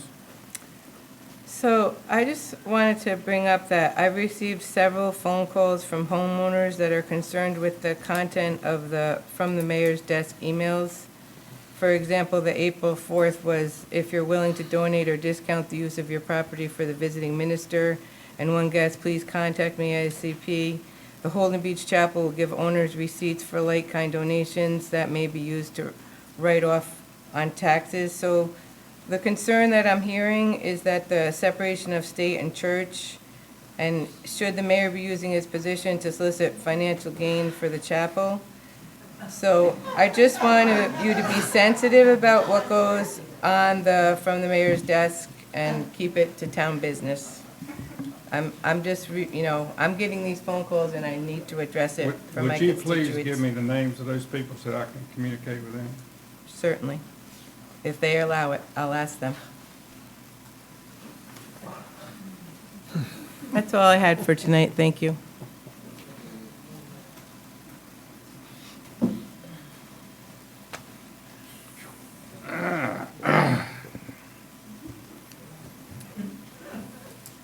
I don't know what to say. Doctor? So, there's a couple of things I want to address that's been in the public, and for the sake of not being nitpicky about it, I would like to talk about, there's a lot of questions have been brought up to me and statements that why are we not fixing the infrastructure at the Greensboro station, lift station, and over it's been in social media and the public that why are we not fixing this? And I just kind of want to clarify that after David's comment, I think he answered that this was discussed, whether we take out a loan and fix it in a year and a half versus going to the grant process. And if I'm not mistaken, the grant process. Huh? No, I'm sorry, Oh. I'm still trying to get over something else. The grant process is slow, and we're at the mercy of the grant. So I just want to kind of, if I'm stepping out of line, to clarify that we are doing the Greensboro station. So the public statements of why aren't we fixing that, I wanted to kind of clarify that.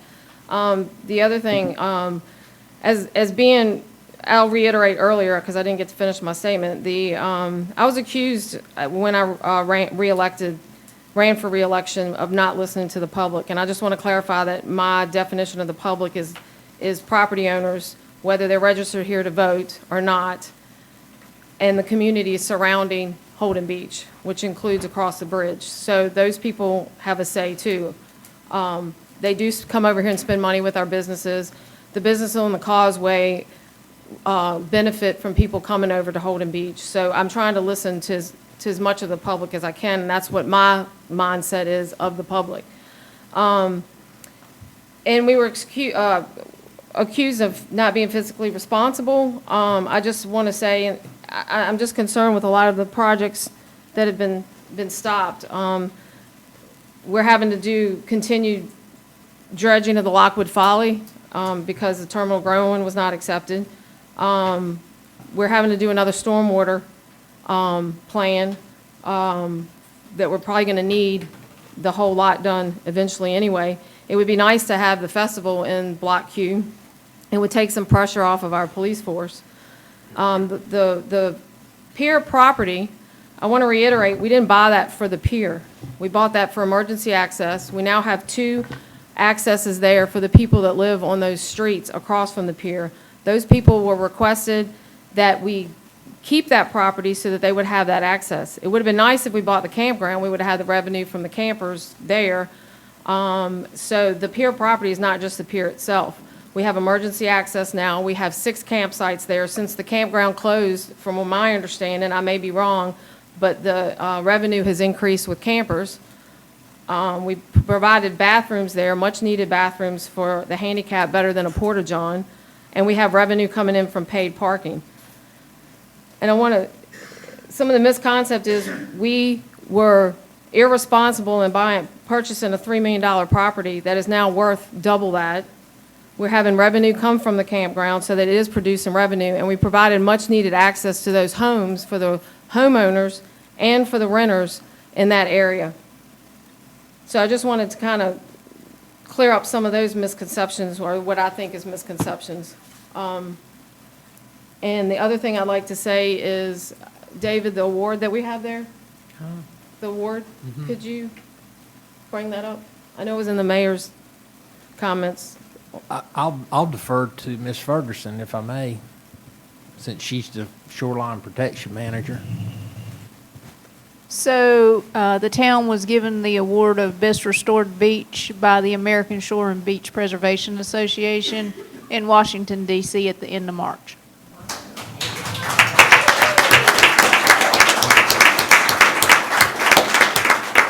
That was for the year of 2023. Yes, sir. They, it was for our big project that we did, but they require a period of evaluation to make sure that the projects that are submitted actually hold up to what they're supposed to do. So we were required to wait in order to submit our project. Thank you. And I'd like to thank all the staff for the hard work that they've done to make this happen. I'd also like to thank the Merchants Association for a wonderful festival that was put on. The weather was beautiful. The police department worked overtime to protect everybody's property. I think it was a good crowd turnout, and I'm just thanking the Merchants Association for putting that on and all they do for our community. Thank you. Mr. Parkhurst. Lots been said. I just want to thank everybody for coming out and for your comments and whatnot, and I hope you have a good night. Motion to adjourn? Second. All in favor, say aye. Aye.